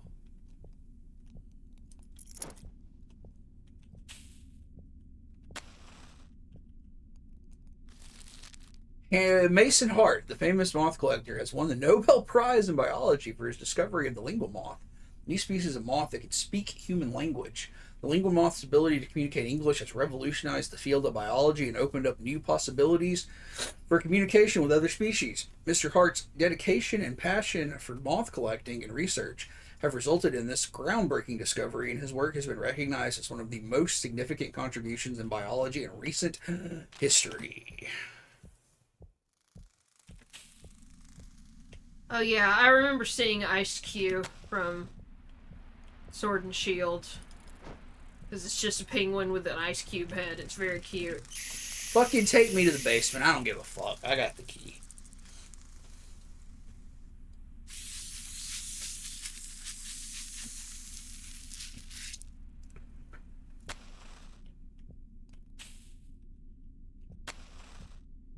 Alright. So I don't know what the recipe thing is, because I've got this pot of whatever, and now I've got 2 more recipes, but I don't seem to be able to do anything with them. Because there's no pot on the stove anymore. So, like, that's weird. I don't know. Maybe it was just a morality test and you failed. Probably.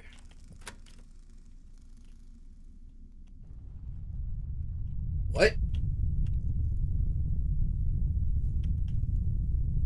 Big boy. Are you the lingual moth? Yeah. Slurp you some.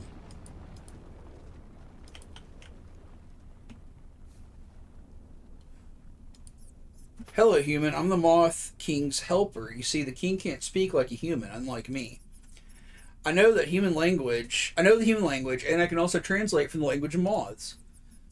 Our master has disappeared from this house, and the Moth King is hungry. He's already tired of eating little moths flying past him. Once he even almost ate me. The king needs to be fed urgently and with normal food. He needs soup, moth soup. There are many types of moths, and if you mix them properly, you'll make a great soup. Please make soup and feed the Moth King. Thanks, but one pot of soup isn't enough. Make more soup. Also, I don't know if the king liked this soup, so it's better if you make other soup. Okay, so I've got 3 recipes. I think that's another one you made before.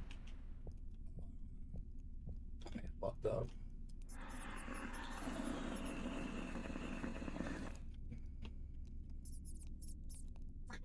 What that mouth do? What that mouth do indeed.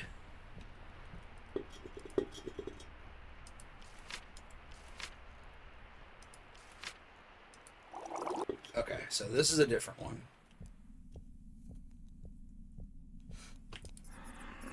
Thank you for feeding the Moth King. He says that your soups were terrible and he would have been better off starving.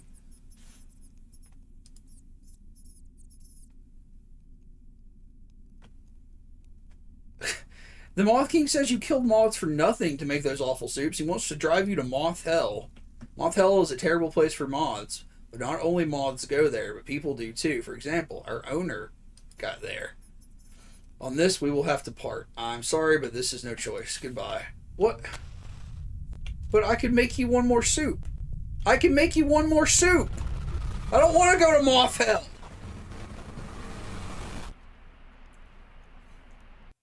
I can't believe I got sent to Moth Hell.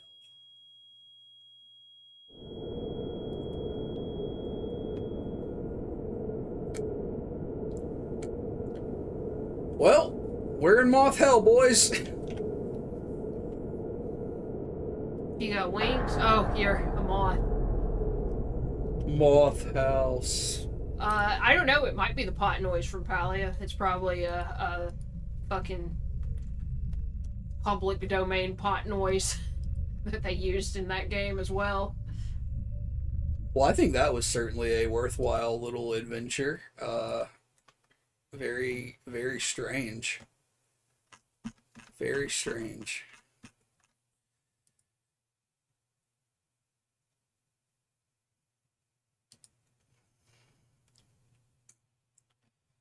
Alright, let's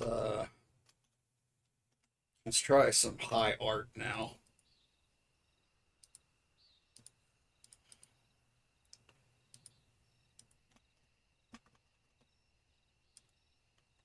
Some true spooky shit. I've recently opened my restaurant. It has been successful, but you didn't transition. Tried. I did transition. Oh, is that our delay? Yeah. Oh, that's huge. Sorry, never mind. Oh, fuck yeah. They say that this competition makes better hamburgers. Therefore, I decided to infiltrate the restaurant at night and steal its secret recipe.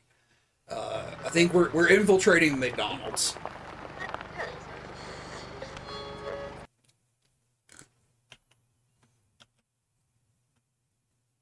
What the fuck is... Yeah, just fucking go. 3 lives left. Yeah, Ensign says they remember reading a treatise on a species of moths that had some sort of monosexual reproduction cycle, but doesn't remember the details. And some moths just straight up don't have mouths. Yeah, like the Luna moth doesn't. That's why it's so fat. Like, it stores up all its nutrients.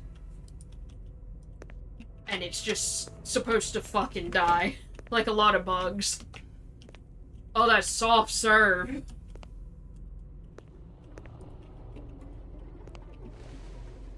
Oh, fuck.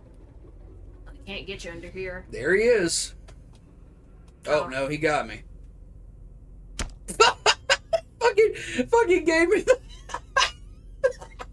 Karate chop to the dome. he fucking gave me the fucking GoldenEye N64 karate chop. Oh my god, this is terrible. This is fucking terrible. What are you even supposed to do? I don't know. You wouldn't let me read the thing. You freaked out. So I don't know. I don't have any fucking clue. I think you're supposed to be stealing a secret recipe.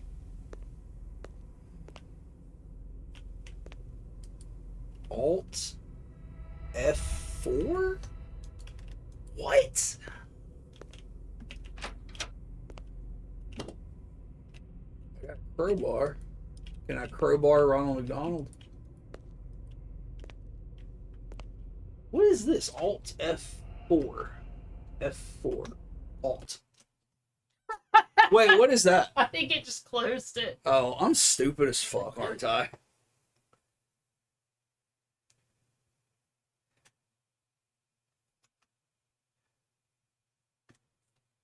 That's probably for the best, honestly. No, we're trying it one more again.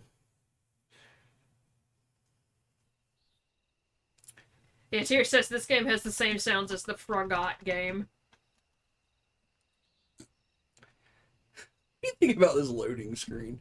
Is it going to capture the game again? Yeah, it is. I've recently opened my restaurant. It's been successful for several years. I have had a competition.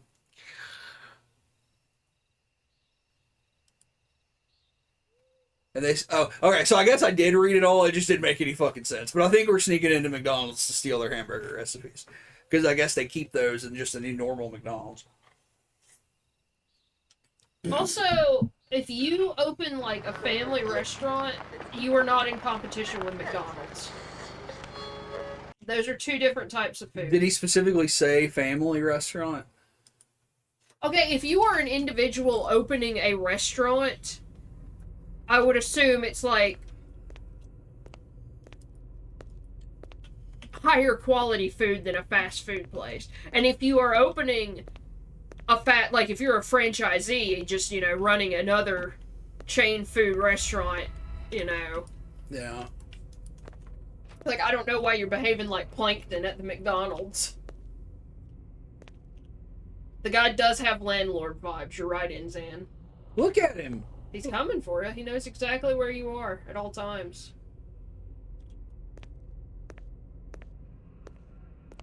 You think he's coming out here? I can't go any further back there. So, I know that Tirith has captured me confessing my fear of Chuck E. Cheese as a child on video. I also had a fear of not Ronald McDonald. Like, I could go and be near the statues and the paintings and everything, but when I was at a daycare, some kid had a birthday party and they got somebody dressed as Ronald McDonald to come. And before it even happened, my mom's like, you cannot let my kid be in there because they'll freak the fuck out, because I had a thing about people in costumes. So the rest of the kids at this daycare were having a birthday party and Ronald McDonald was there, and I sat out on the playground because I was gonna flip my fucking 5-year-old lid if I saw a man dressed as a clown.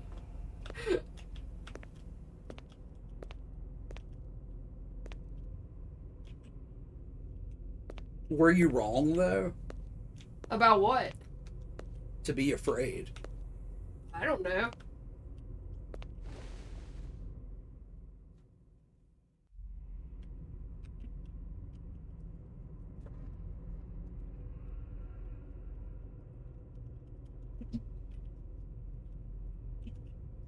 How do I get out from under this table? Oh, okay, I don't know what You I just mash buttons. This is terrible. This is as terrible as I figured it would be. Is there doo-doo in here? Yes. It's a big fucking turd in the toilet.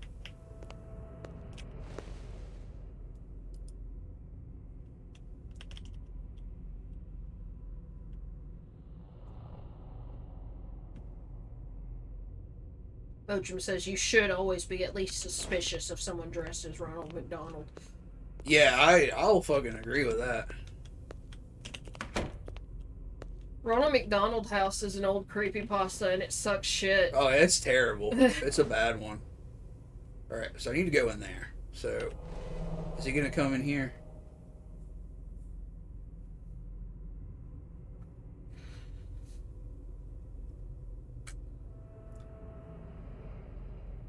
You're just in the floor. Yeah. I don't think he comes in here. You might after you do this shit. Ronald, you piece of fuck.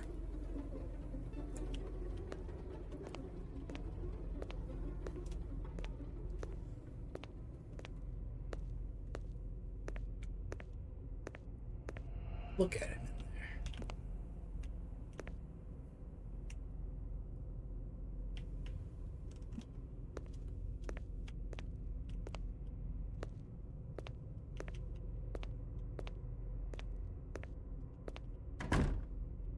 Why is it still locked? Because fuck you. Like, I don't understand.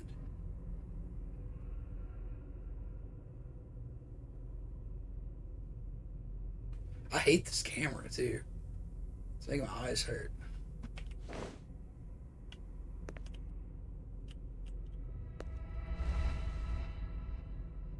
Oh, I wish you would look further over there to see if he's there. Yeah, I think you might be an object head person and you've got a fucking security camera for a head. Ghost Blade! You have to get a Happy Meal and sacrifice it to open the thing? Insert your I don't have a fucking Happy Meal. What do you mean insert your Happy Meal? Just right over there. Fucking go away, Ronald. Inzan says the landlord's documenting his burger crimes for TikTok. That's why you're looking at it like it's... That's why you got all this fucking scan line shit going on. Yeah, that makes sense. Because you're recording it on like an old school... Got it. Oh, oh, fuck, he's coming. What up, Ghost Blade? Hiding here for a minute. I wish I had a Happy Meal. Yeah, like I haven't eaten a McDonald's burger in probably 13 years now, or something like that. 12 or 13 years, and I just crave it anytime I see a McDonald's. It's a fucking problem. What do you want me to do?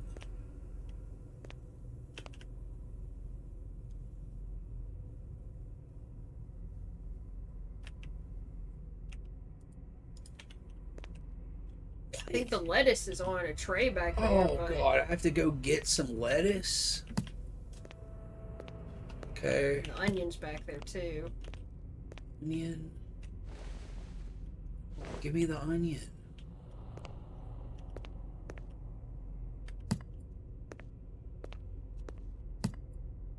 You need a burger patty. Oh, here we go. Here's a burger patty.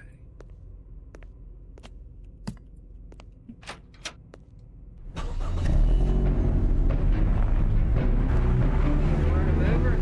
Yeah. Fuck you, Ronnie.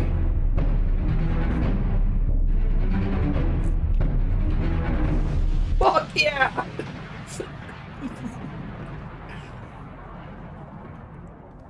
Oh, ending 2 of 3. Fucking pro gamer over here. Did you see the awesome strats? Yeah, yeah. Fucking first try, buddy.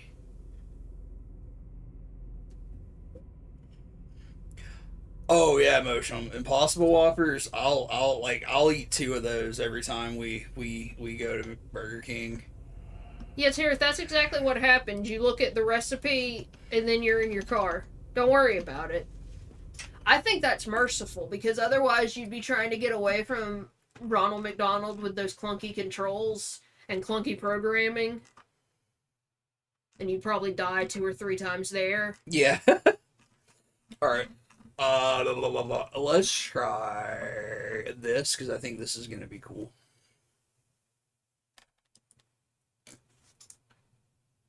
If it will launch. What's it doing? Okay, there we go.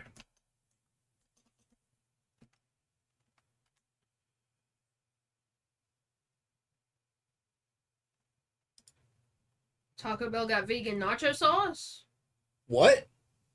Motion says Taco Bell came out with vegan nacho sauce recently. Bitch, what? Hold on. I'm Googling this right now. Hang tight, everybody.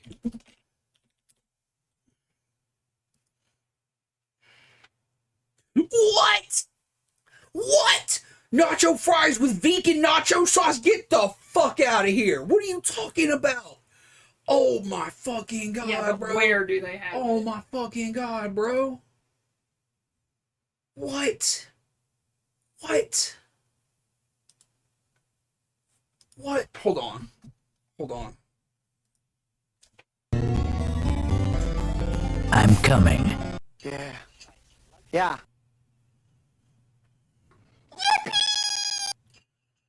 What?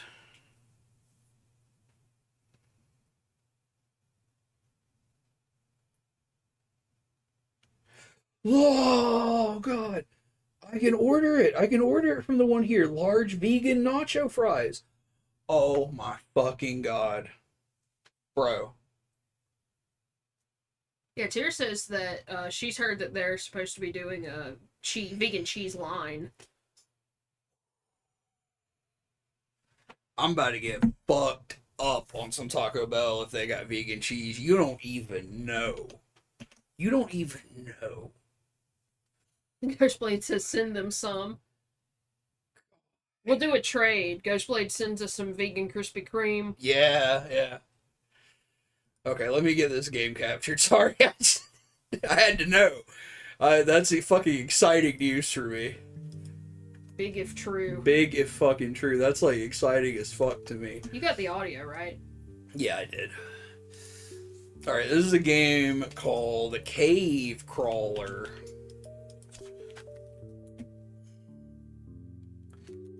Oh, it's a little weird. Alright, WASD, blah blah blah. Okay. Yeah, we've had the nacho fries. Yeah, nacho fries are good.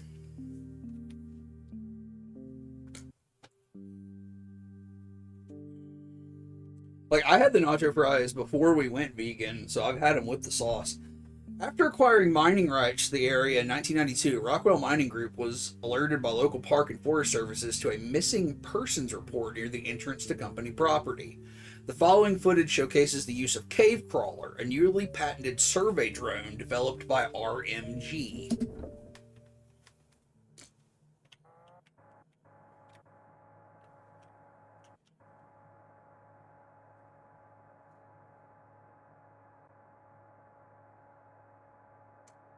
Alright, so we are the Cave Crawler. We are a survey drone.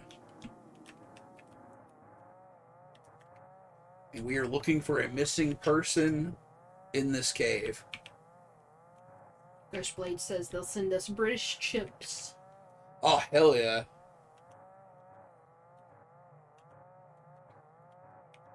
Fucking, what do they always got over there? They got like cheese and onion. I think it's one of the flavors.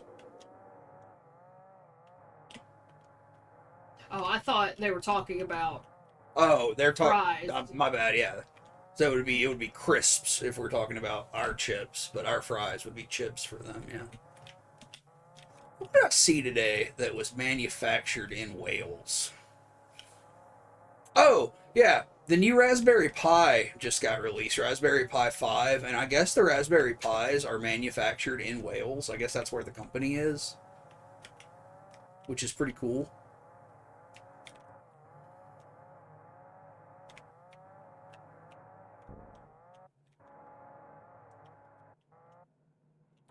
Alright, there's a flashlight, so we gotta be on the right track to finding this missing person. You're just gonna run into the fucking mutants from the forest. What if this was the Skin Witch cave? And we ran into the Skin Witch. Hey, what's that? I don't know. But it's giving me some kind of like reticle when I look at it. Hostile ore. Wait, what?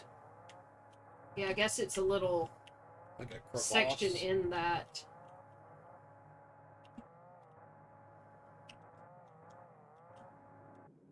Oh yeah, there's a person there, isn't there? Oh yeah, I think they've been crushed. How do I... Yeah, can you do anything?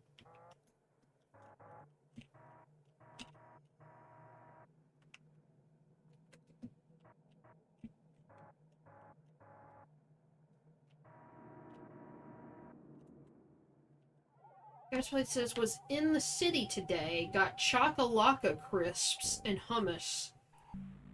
You found the missing person, and they are unfortunately dead. What the fuck is Chocolaka? Yeah, what's Chocolaka crisps? After testing the cave crawler for 4 hours, it was able to locate the missing hiker's body in a cave containing a crystalline structure. After further study, RMG discovered the crystals are a highly dense energy source rivaling the output of current-day nuclear energy sources. Holy shit. It's South African relish. Oh. It says it's spicy and savory. Dude, I bet that's fucking good. Yeah, this is just all orange, so you know it's one of the good dishes. Yeah, it's like brown, basically. It's a brown dish. If somebody brings you food and it's just brown, it's fucking delicious. After discovering a new potential fuel source, RMG required deeper exploration to locate additional crystal deposits for further testing. Okay, so this company RMG has a mine. Somebody got lost in their mine, and they sent in their survey drone to find the body. When they found the body, they found it crushed by a crystal that turns out to be a fuel source. And now we're going to find more fuel sources. The following footage was collected by the cave crawler 22 hours after a major cave-in trapped RMG mining personnel within the cave. Oh shit.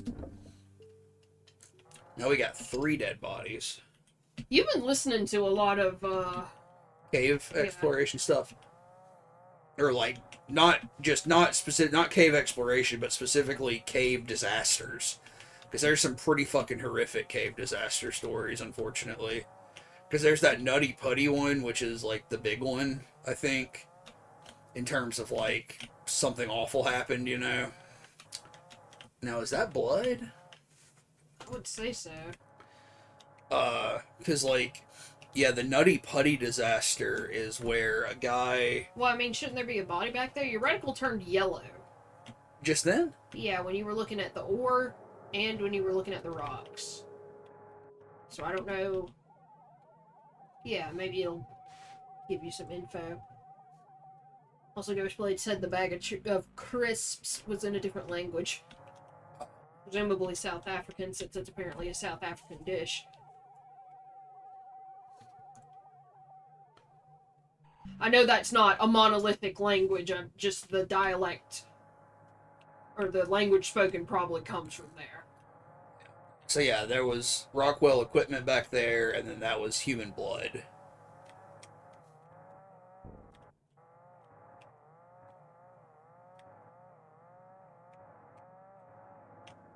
But yeah, the Nutty Putty cave disaster is the story of a guy, unfortunately, who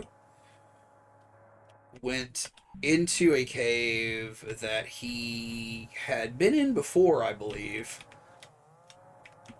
And, you know, he was not an unskilled spelunker. He had been caving since he was a child. And he had been in this cave before many years ago, apparently. And he got back together with his family and stuff one year, and they all went to the cave. And he was going into one of those really tight passages that cavers like to explore, you know, because it's, you know, you're pushing your limits and stuff like that. And it's called the birth canal because it like gets really tight and then it like opens back up in a different area. But he went the wrong way and didn't realize it. So like the passage he went into kept getting tighter, and he's like, okay, yeah, it's gonna get tighter and then it's gonna open back up, but it doesn't. The passage he went into was not the right one, and it just got tighter and tighter until he was stuck almost totally upside down at such an extreme angle that he could not get back out. He was stuck in an area with his arms pinned under him. It was just really bad. It was really, really bad. And people kept trying to reach him to pull him out, and they couldn't reach him. So they had to call in, anybody they could, basically, to come help. And eventually, they got some people who could, some rescue folks who could reach him and like get a rope around his legs and try to pull him out. Wouldn't budge. The rope was at an awkward angle, and you couldn't pull the guy out. So then they were like, okay, we just need more leverage on these ropes. So they set up this really intricate pulley system. It took several hours. And they got the rope around him and everything. And they're like, okay, we got these pulleys set up, so it gives us extra leverage and everything. We're going to pull him out now. And they go to pull him out. Well, this cave is called Nutty Putty Cave because the walls of the cave are made out of this really soft clay. They've got soft clay in them or something. I don't know. But because of that, all the pulleys just ripped right out of the walls. And it was a complete failure. And I think after like 20... Oh shit. Cave in. I think after like 26 hours of trying to pull this guy out, they were just like, there's nothing we can do at this point. And if you are inverted for that long, especially if you're under stress like that, your heart is not made to pump blood backwards into your body. Like, basically it's working against gravity at that point to pump blood to your lower extremities and your torso and everything. And his heart just stopped working eventually, and they never got the guy out either. He's still there. The cave is closed now, of course, but it was too dangerous to actually get his body out, which is the case in a lot of cave disasters. But his body is still there, and there's like a memorial there and stuff. It's really fucked up. It's really horrifying to think about. Yeah, Mojim says spelunking scares me too, I guess. Yeah, I would not go spelunking. Like, you have a big tourist attraction cave, like, there are a couple close by to us. Like, I think the biggest one is DeSoto Caverns. And it's huge. You take tour groups through it. Yeah, it's not like a spelunking spot. Mojim's asked if you've heard the Floyd Collins story. If I have, I am not aware of it. Meat's looking it up. Alright, so like we got all these crystals that we found one body. It was up on a ledge. Cave explorer principally in the region of Kentucky. Oh, really? Oh, look, here's a guy. He's dead as hell, huh? He's real dead.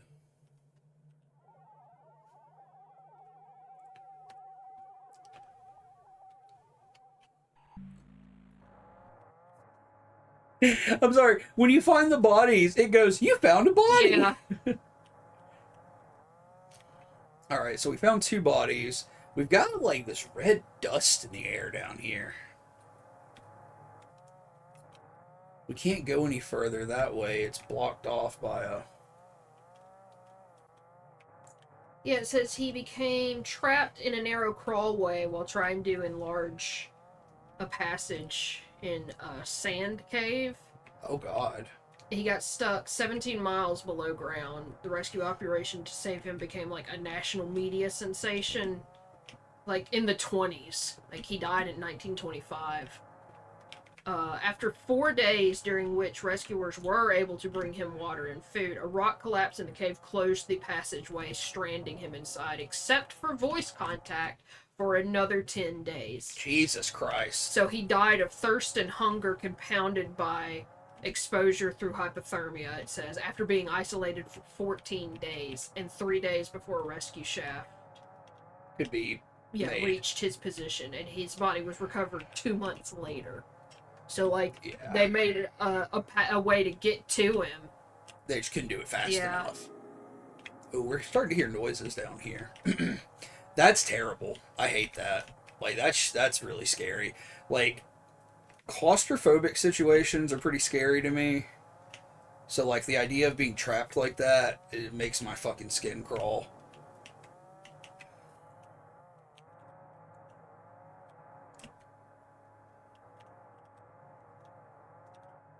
Yeah, that story about the guy who cut his arm off because he would have froze to death otherwise. That's a pretty big one. Like the one they made that movie about, where he got his arm pinned in that rock and he just Yeah. cut it off. Yeah.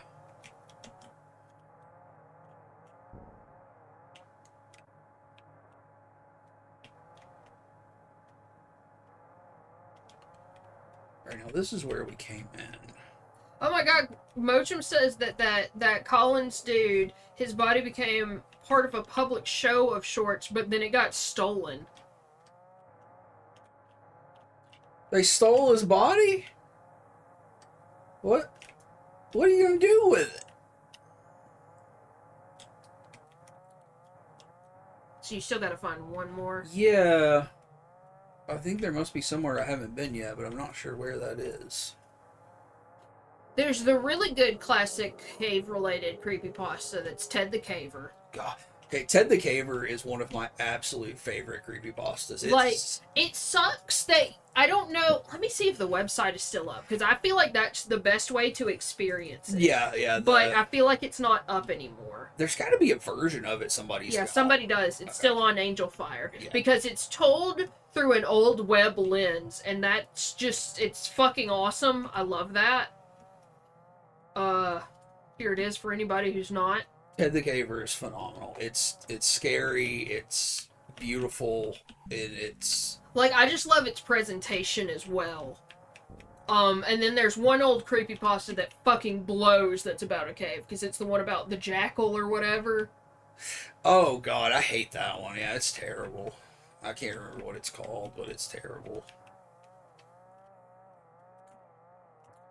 What are horror movies about caves? All I can think of right now is The Descent.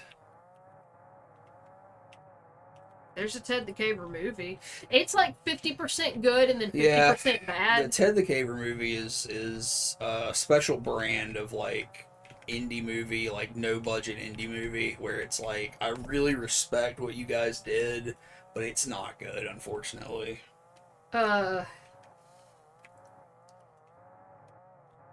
Yeah, everybody's just agreeing that being trapped is terrifying. And Tira said that they got on an elevator the other day and the thing shook so hard, like it jostled her, to the point that they got off kilter and was scared they were going to get stuck in it. Did anybody pee on you, though? That's what you gotta look out for in elevators. And Mochum says that one of their friends' dads used to repair elevators and had some horror stories of getting stuck. When we went to that place in Kentucky, that was the fastest fucking elevator I've been on. And, like, I feel my whole stomach move when I get in an elevator. Yeah. So it was like having my stomach shot up into my brain when we would go down and, like, it was really miserable. Yeah, I don't know why those elevators in that hotel are so fast, but they are. I had a nightmare about getting stuck in an elevator the other night. Oh, that sucks.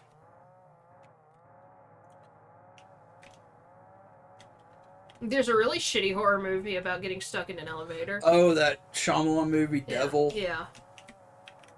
Yeah, it's pretty bad. Is there something down here I'm supposed to be seeing? I think that's where you Oh. fall. Oh, never mind. I guess that is another body. There it is.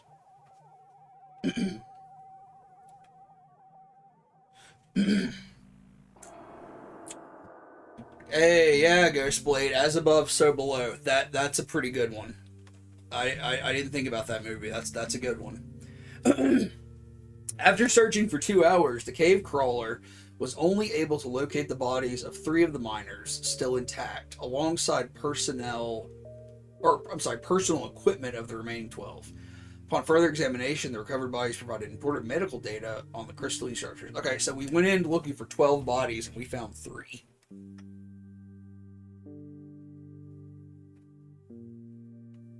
Who did I say shitty? No, I think you said you liked it. I think I was probably commenting on something else. I don't know.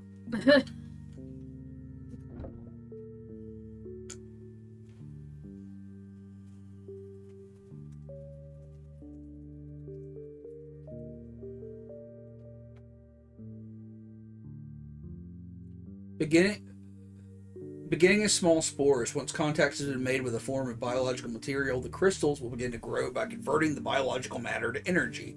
After implantation, small crystalline formations appear within 24 hours, with crystals reaching full maturation after 48 hours. So, those spores we saw are implanting in these people and turning into those energy crystals. Beginning at 0800 hours, seismic detectors registered a slow buildup in vibrations deep within the RMG pit. After 2 localized seismic events, contact was lost with the feeding team at 0900 hours. Cave Crawler was deployed to locate the missing members. Alright, now we gotta find 5 people.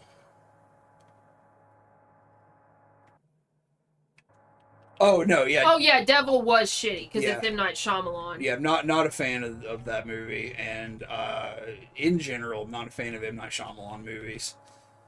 But also, I've seen worse there. I kind of just don't like M. Night Shyamalan. I think he's a very, very, very overrated director. Or he was at one time. I don't think anybody likes him that much anymore, but... Yeah, because they have to hide that he does anything now. Here are some crystals that I think are in the process of forming. And it says they're still alive in there.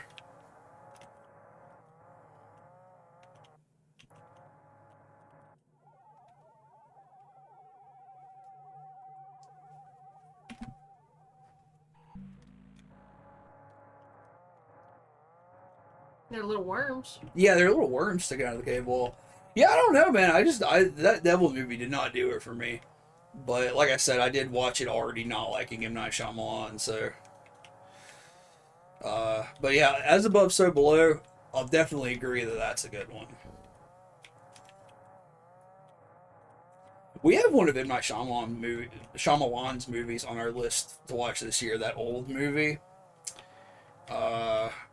Which I also think is probably going to be bad, but, you know, I'm going to watch it.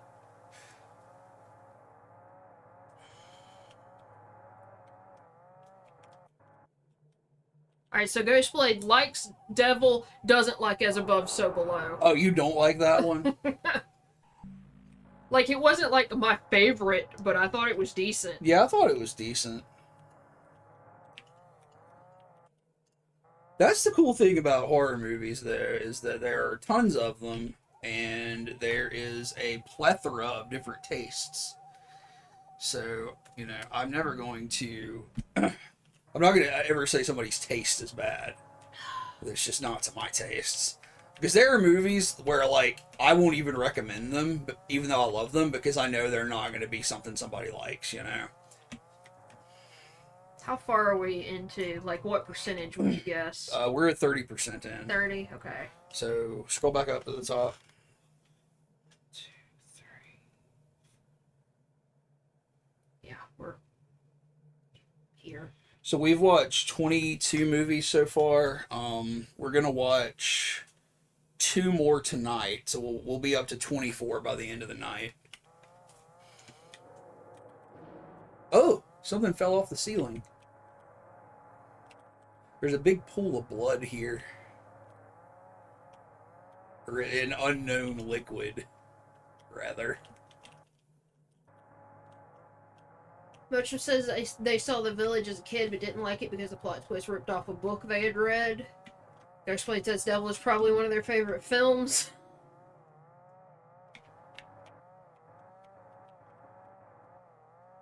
Like, we saw The Village in theaters, We didn't did. I remember that. It was, you know, it's whatever.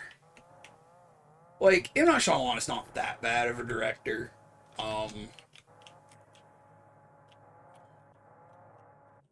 But here's my problem, right? Is M. Night Shyamalan made The Sixth Sense, and The Sixth Sense is a really cool movie.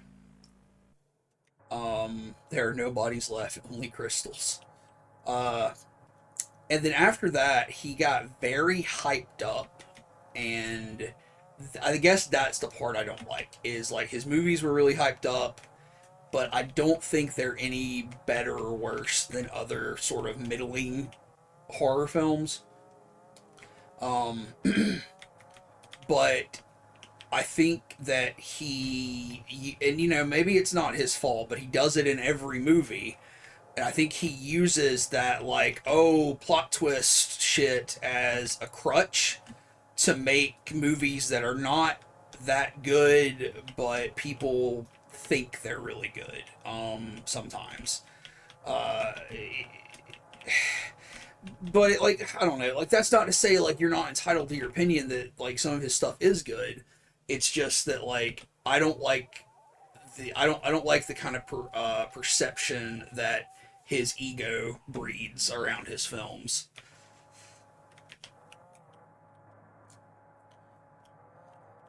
But, you know, his movies are of varying quality. Like, that Devil movie, certainly not the worst film I've ever seen. Like, it was fine.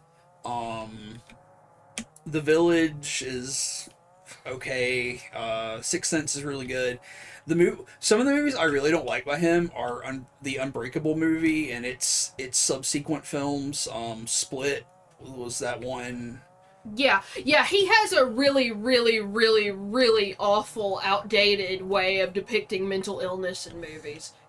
Yeah, Because he did Split, which is about, split personality disorder, which isn't look at really that. even a thing. Oh, that's cool. Or the way he depicts it, it's not really that way, is a better way of saying it. And he also did The Visit, which is, oh, what if somebody forgot to take their meds? Wouldn't that be scary? And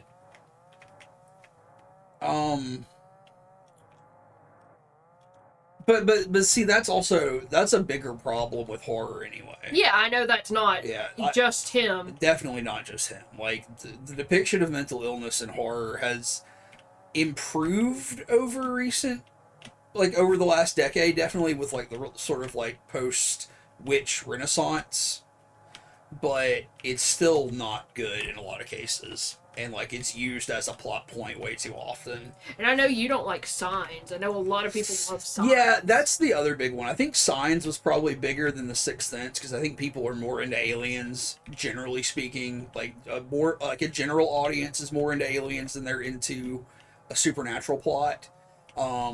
I just did not like Signs. I didn't think Signs was very good, and it got so popular compared to The Sixth Sense that it's like, I don't know, I just thought it was kind of lame. Jared wants to know if anyone has suggestions for a horror TV show.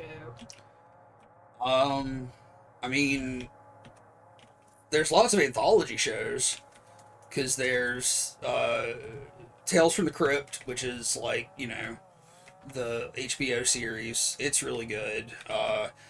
My favorite straight horror anthology series is Tales from the Dark Side from the 80s.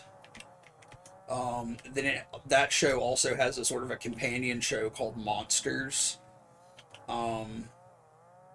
Twilight Zone, of course. Night Gallery. Freddy's Nightmares is another anthology show that's based around the Freddy Krueger movies. You got to name the anime? I was going to say Yami Shibai, but I don't know if there's a dubbed version of it. Yeah, Yami Shibai is like a short episode. Yeah, it's like 4-minute episodes, but there's like 12 seasons, right? Yeah. And it's like Japanese folklore and stuff like that. And it's also not completely animated. It's, I don't even know what that style of animation is called. We've been here before.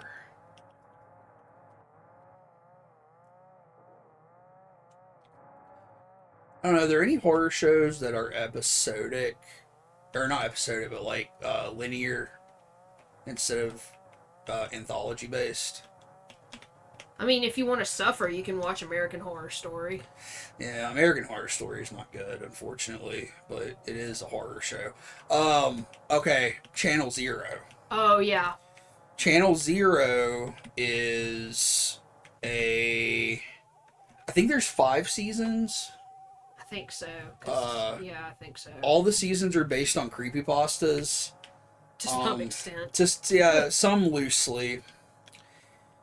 So, and each season is a separate story, but it is a continuous story through the season rather than every episode being a different story. Channel Zero, I think, is the first season of Channel Zero. I think is excellent. The general consensus, critique wise, is that after the first season it gets better. I think it gets worse. That's my personal opinion, but the first season of Channel Zero, to me, is some of the best television horror I've ever seen. It's got some really scary parts.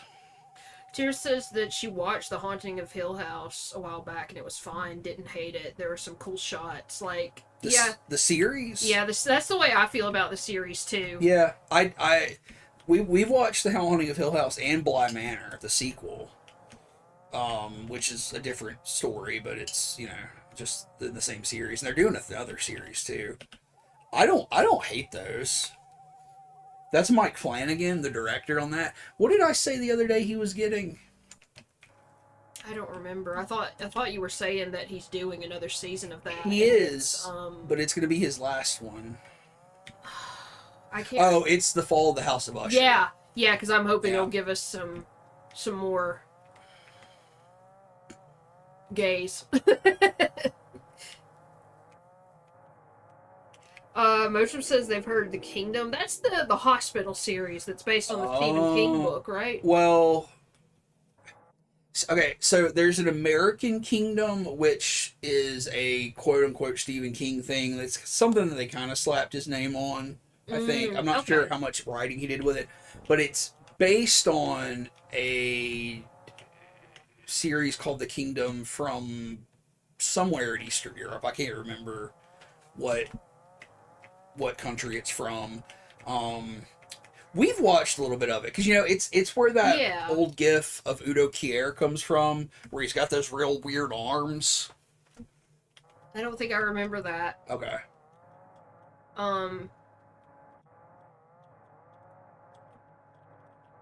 Was it directed by Lars von Trier? What? The Kingdom? I don't know. I don't think so. May have been. Well, Mochum's actually saying mini-series, so that's something different, ain't it? No, it was okay. It was a little mini-series. I don't know, did Lars von Trier direct it? mini horror mini-series trilogy created by Lars von Trier. Awesome. I love Lars von Trier's work. Like, I can't fault that. Lars von Trier is a disgusting misogynist, but he was on Instagram looking for a girlfriend the other day. he was. He got on Instagram and was like, I'm old, I'm an alcoholic, I have Parkinson's, I'm an asshole. I'm looking for a bang maid. I'm looking for somebody to take care of me and be my muse. If that sounds like you, reply to this email. And it was like, what? He's just, he's fucked up, but his movies are good. Ghostblade is saying they were trying to find the film by Shyamalan they didn't like, and they said they've seen Signs. That's supposed to be like a kid's horror film, and it's like, that's how I feel about all of Shyamalan's work, but that doesn't mean much coming from somebody who only ingests horror. Yeah, that's... Because, like, in truth, something like Hocus Pocus would be a kid's horror movie. Right. But, like, there are a lot of, like, PG and PG-13 horror movies that aren't necessarily targeted at kids. It's just you're going to have a wider audience if you make your shit more palatable, Yeah. I mean... Like, if you have teenagers naked fucking and Jason comes in and cuts all their limbs off, you can't really show that to a 13-year-old. You can. Well, you shouldn't.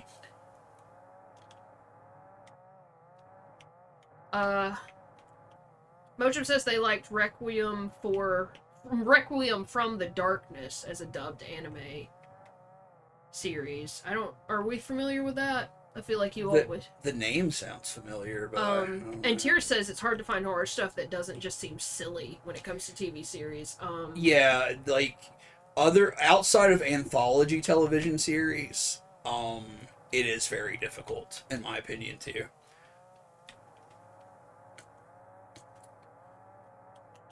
Says that Requiem from Darkness is based on a series of short stories written and collected under the title The Wicked and the Damned, 100 Tales of Karma. Okay. I've never heard of that. We'll have to check that out.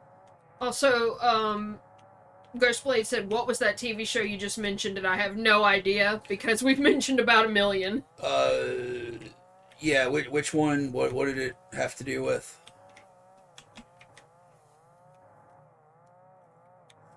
I've been talking and just kind of aimlessly wandering Oh, around. Channel Zero? Yeah, Channel Zero. I would highly recommend Channel Zero. I think you would like it a lot. Like I said, the first season to me is the strongest. But everybody else likes the most recent one. Like, But- as they go along, everybody's like, oh, this is the best season. Oh, this is the best season. But I really think the first one is the best. I think the first one is the strongest. But I think they are all worth watching. I would say that, to be charitable to it. Yeah, like, there's a lot of cool visual stuff in all of them, at the very least. And I feel like it's still better than a lot of other stuff, even if I don't like the other seasons as much. Mochum says, in Requiem, a guy goes around trying to write ghost stories and keeps running into a trio of beings who banish ghosts and demons to the afterlife. Tier says the opening to the anime is kinda a bop, so Hell yeah. always love that.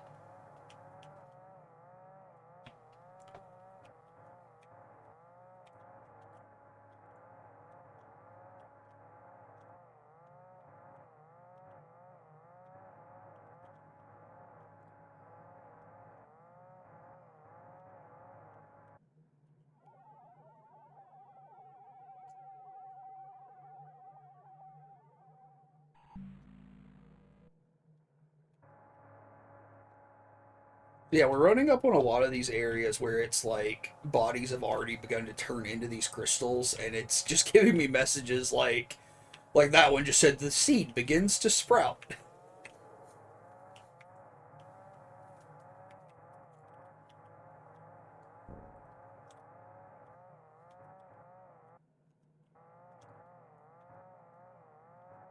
It would be useful if we were mapping this area as we went. That was a loud noise, whatever that was.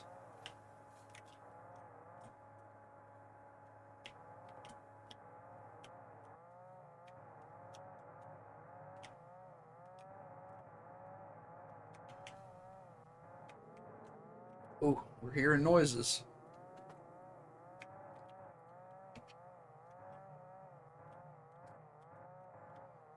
Yeah, I wish I could think of more television shows, but like Tira said, a lot of them are really silly because there's stuff like um, Supernatural and Buffy the Vampire Slayer and stuff, but like there's a big problem where when you start to like my philosophy on horror is the less you know about what's happening, the more effective the horror is. And that's why I think horror works best in short formats, whether that's a 15-minute episode or a 2-hour film. Once you start getting past that, it becomes far less effective because you have to start building lore and building information and stuff, or you get repetitive. So, like, if you start making a franchise, you can do the same things with something like Final Destination, for instance, where you're basically making the same movie over and over again and changing up the kills. And that's fine. It's fun if you're a horror fan, but it's not very interesting.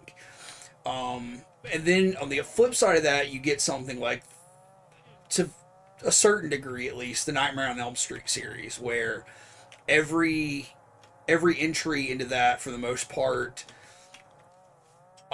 tries to add something to the lore or like change something or do something kind of interesting with characters, in my opinion. But because you're doing that, it's not scary. It is kind of silly and weird. It's more like a comic book. So I just think horror, for the most part, works better in short format. The scariest horror movies are ones that do not have sequels. And I think that anthology format horror in television is highly effective. Some of my favorite pieces of television are anthologies. My favorite television show of all time is The Twilight Zone. Um, and I mean, I just think it's perfect in terms of capturing an uncanny feeling, even though a lot of it is not straight horror. It's speculative fiction in general and science fiction and stuff like that.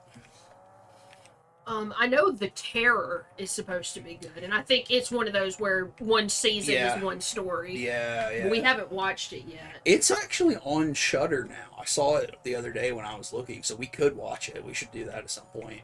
But yeah, The Terror is based on a novel.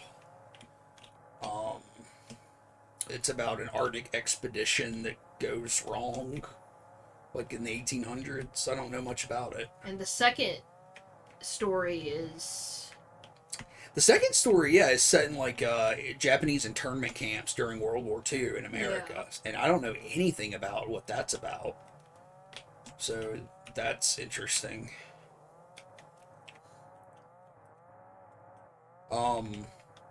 Another television series that is horror, but also sort of like crime fiction noir, is True Detective, the first season of True Detective.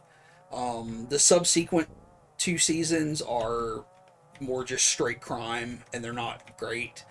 But the first season of True Detective with Woody Harrelson and Matthew McConaughey is very dark. It has a lot of horror elements, Yeah. and it actually draws some of its MacGuffin style lore, some of its like flavor lore from a writer that we were talking about a few streams ago, Robert W. Chambers, who wrote The King in Yellow, which was one of H.P. Lovecraft's favorite pieces of weird fiction. Ghostly says they find most horror films boring. Their least favorite kind is where it's family in a house because nothing happens, like Insidious. That's fair. That's completely fair. Like I said, the kind of horror that you like is not always going to be the kind of horror that I like. And to be fair, Insidious is a stupid fucking series. I like it. Oh yeah, I love it. They're haunted by Darth Maul. Yeah, I think Insidious is great, but they're really dumb movies. Oh yeah, but also what's her name is in them, so I love them. Oh yeah, what's her name? O'Shea, Mary Shea or something.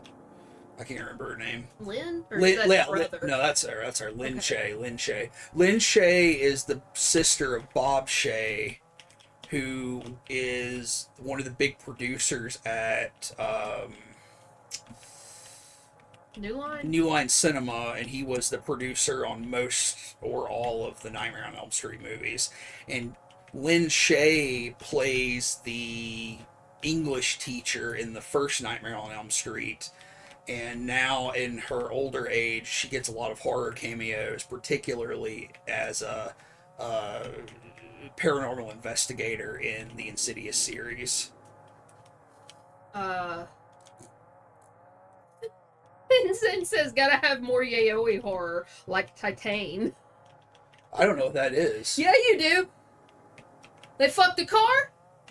Car baby? Oh, fuck. I forgot about Titan. Oh, man. That was a wild fucking ride. Titan was wild as fuck. Was that made by the same director who made Raw? The French. It's a French person. You don't have to tell me they're French. Directed by... Oh, I don't know how to fucking say that. But did she make Raw? Yes. Yeah. Raw is a better movie than Titan was. I don't know what to think about Titan. Parts of that seem... I don't know what they seem. They seem offensive to me, but I can't really pinpoint what's offensive about it. It's a challenging film. It's got a lot of similarity to Cronenberg's Crash. But then it's also got some shit that I don't know. I don't even know how to explain it. It was a challenging film for me. I'll definitely say that. But it's, it's worth watching if you're into that kind of cinema. Also, Mochum was asking if we said American Gothic was bad. I don't remember it being bad. Yeah, It I wasn't was particularly good. trying to remember the name of that show, actually. I can't find these other bodies.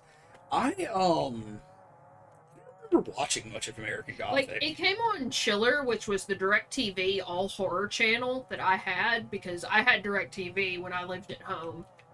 And you had Dish. Yeah. You didn't get Chiller. That was like the reason that I ended up coming over to your house. Because, like, I don't know, like, coming over to your house was just not a thing. But, like... There wasn't as much room in my house. It was much easier to go to your house. Yeah, but then it was like, you had Chiller, and I was sitting at home, and I'm, like, talking to you about it. I'm like, I really want to watch Chiller.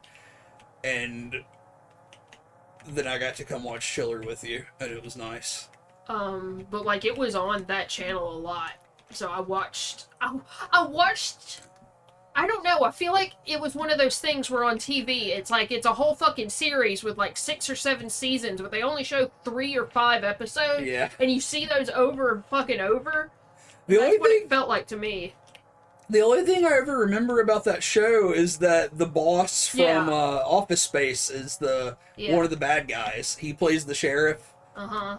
But he's the TPS reports boss from Office Space. Yeah, and the lady who's in American Horror Story, the redhead lady, is a character in that show as well. Which lady? I can never remember her name. The redhead lady in American. I can't even think of a redheaded lady. The only actresses I remember from American Horror Story are Jessica Lange and Lily Rabe.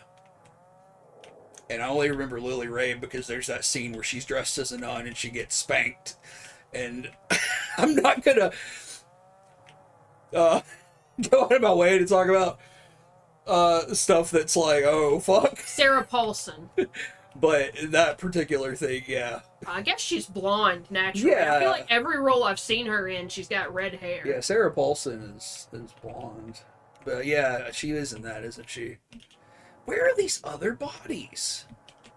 And Mosher says they liked the first season of True Detective, never bothered with the others. We put off watching the other 2 for so fucking long, and we finally watched them, was it last year? Yeah. Because the second one sucks. It's so bad, and it feels like it's like 12 seasons worth of content jammed into those few episodes. The second season of True Detective is one of the wildest train wrecks on in television I've ever seen in my life. Like, Colin Farrell's character was the only thing that kept me interested, and not because it was good, but because he was batshit insane. Colin Farrell's character is unfucking hinged. Like, at one point, his son gets bullied at school, and he goes to the other kid's house and makes the kid come out on his front lawn, and then he drags the kid's dad out of his house and beats the fuck out of him in front of the kid. It says if you bully my kid again, I'm gonna butt fuck your dad in front of you on the lawn. And it's like, what's happening right now? Like, it was chaotic. Yeah. And then season 3 was okay, but the parts of it that were really good were mostly just the first season. Season 3 has that dude from Moonlight in it. I can't remember his name off the top of my head, but he's a really good actor. And he's the guy that's going to play Blade. It's something Ali, right? Yeah. Mahershala Ali. I can't remember how to pronounce his first name.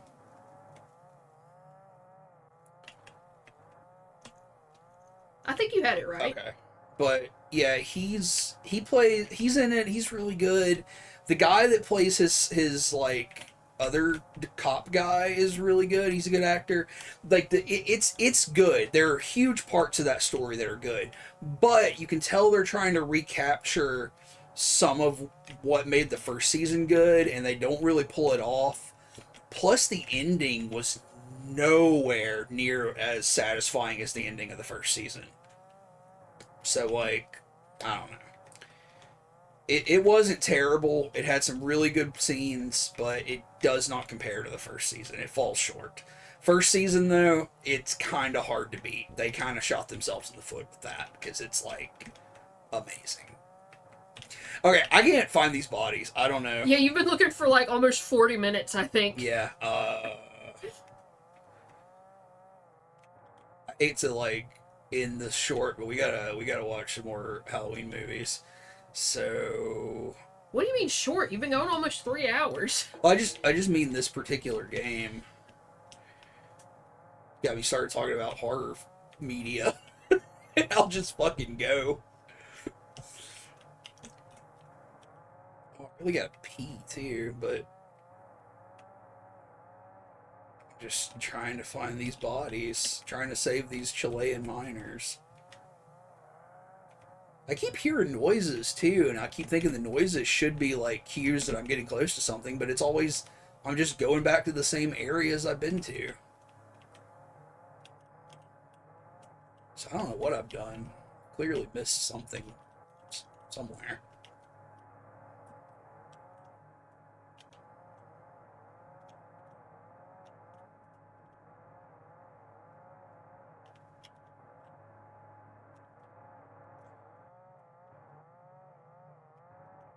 Here it says there's a false wall. Yeah, there probably is, like in Dark Souls.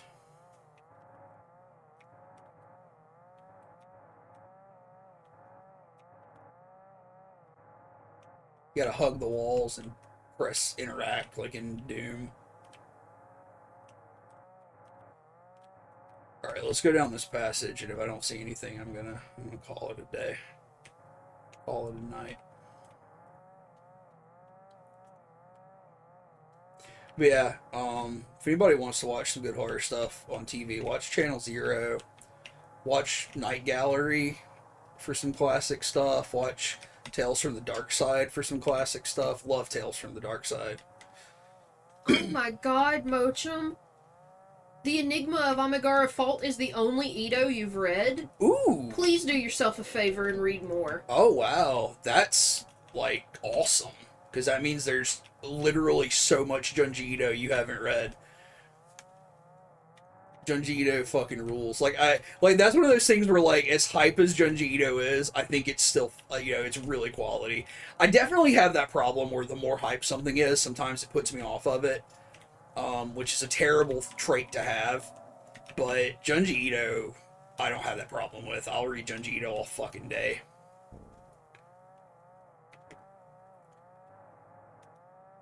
Okay. Yeah, we're gonna have to call it quits here. I can't find these dudes, so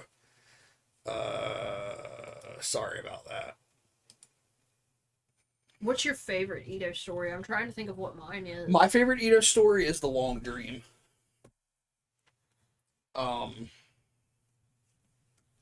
Yeah, The Long Dream is my favorite Junji Ito story. It's just really good. I have a weak spot for horror that deals with dreams anyway, and it's just excellent. Ghostblade says Amigara Fault. I mean, Amigara Fault, fucking sick. It's fantastic. We have Amigara Fault mugs. We do. We have a set of matching Amigara Fault coffee mugs. So like one has a bunch of the little human symbols where like you go in on one side, and then the other one has a bunch of symbols that are all stretched out from the other side of the mountain.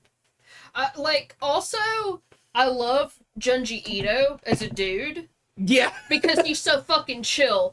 Because, like, he has the one story called Gaio. Yes. And people often are like, oh, this is about, like, polluting the ocean and how humans are killing all the fish. Yeah. He's like, no, I just thought about how bad it would suck if a shark had feet. Yeah. people are like reading into the undertones of this horror story, and he's like, nah, man, it's about what if shark had feet. He also has the cat diary. Yeah. Where he got married, and him and his wife got those cats, and the cat diary is really charming.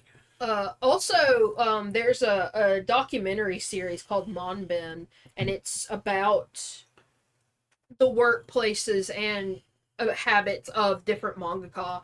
And his is great because some people have studios, like they go somewhere and they have assistants and editors and everything, and like, they'll do this and they send it off to this, and they've got computers and they've got stacks of paper. It looks very professional. He's got one room with one of those desk bunk beds, so it's a desk and then it's a bed on top, and he's got all this shit crammed under the bed on the desk, and he's got this fucking custom made macro peripheral that he leans against his chest. It's like made out of like model clay, and it's got a bunch of keys sticking out of it. Yeah, it's like one of those little 10 key keyboard things that that artists use as macros, for art programs, but he's got it all like covered in modeling clay to make it ergonomic for him, and it looks like a kid's like middle school art sculpture. It's really funny.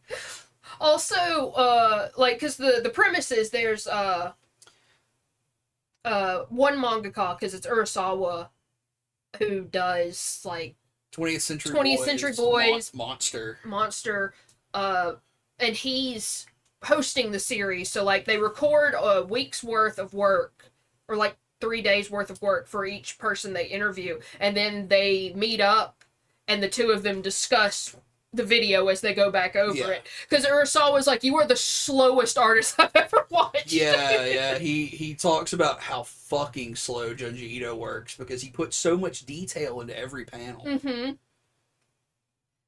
It's called Monben. I typed it out because I'm sure my accent is not making it particularly understandable. Yeah, I love it. I think they're all on YouTube for the most Yeah, part. like in varying quality. Yeah. You can find all of them on YouTube. But for a while, you were watching them pretty obsessively. I really like watching artists work. Oh yeah, and seeing their studios. Yeah, seeing studios is great. My favorite thing about the Junji Ito episode of Monben is that they meet to have the discussion in a cat cafe. Yes. Junji Ito's like, I want to go to this cat cafe and talk.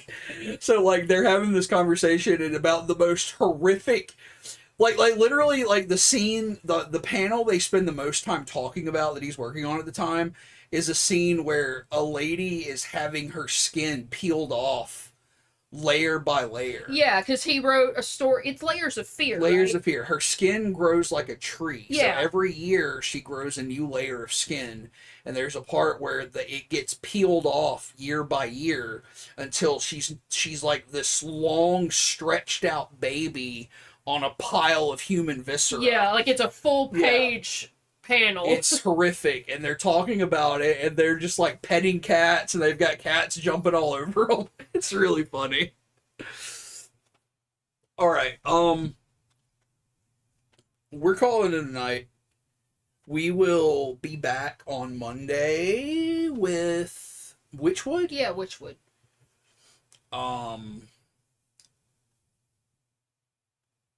What's that manga? What's that story called, Ghostblade? It's called Layers of Fear by Junji Ito. Yeah, everybody have a great weekend. Watch or read or play or do something spooky. And we will be back Monday with some more stuff. Witchwood coming up and more Amnesia coming up. Maniac Mansion stream happening soon. Possibly some VR exploration happening soon with Tirith.jpg. Lots of cool stuff. Alright, good night everybody. Bye. Bye.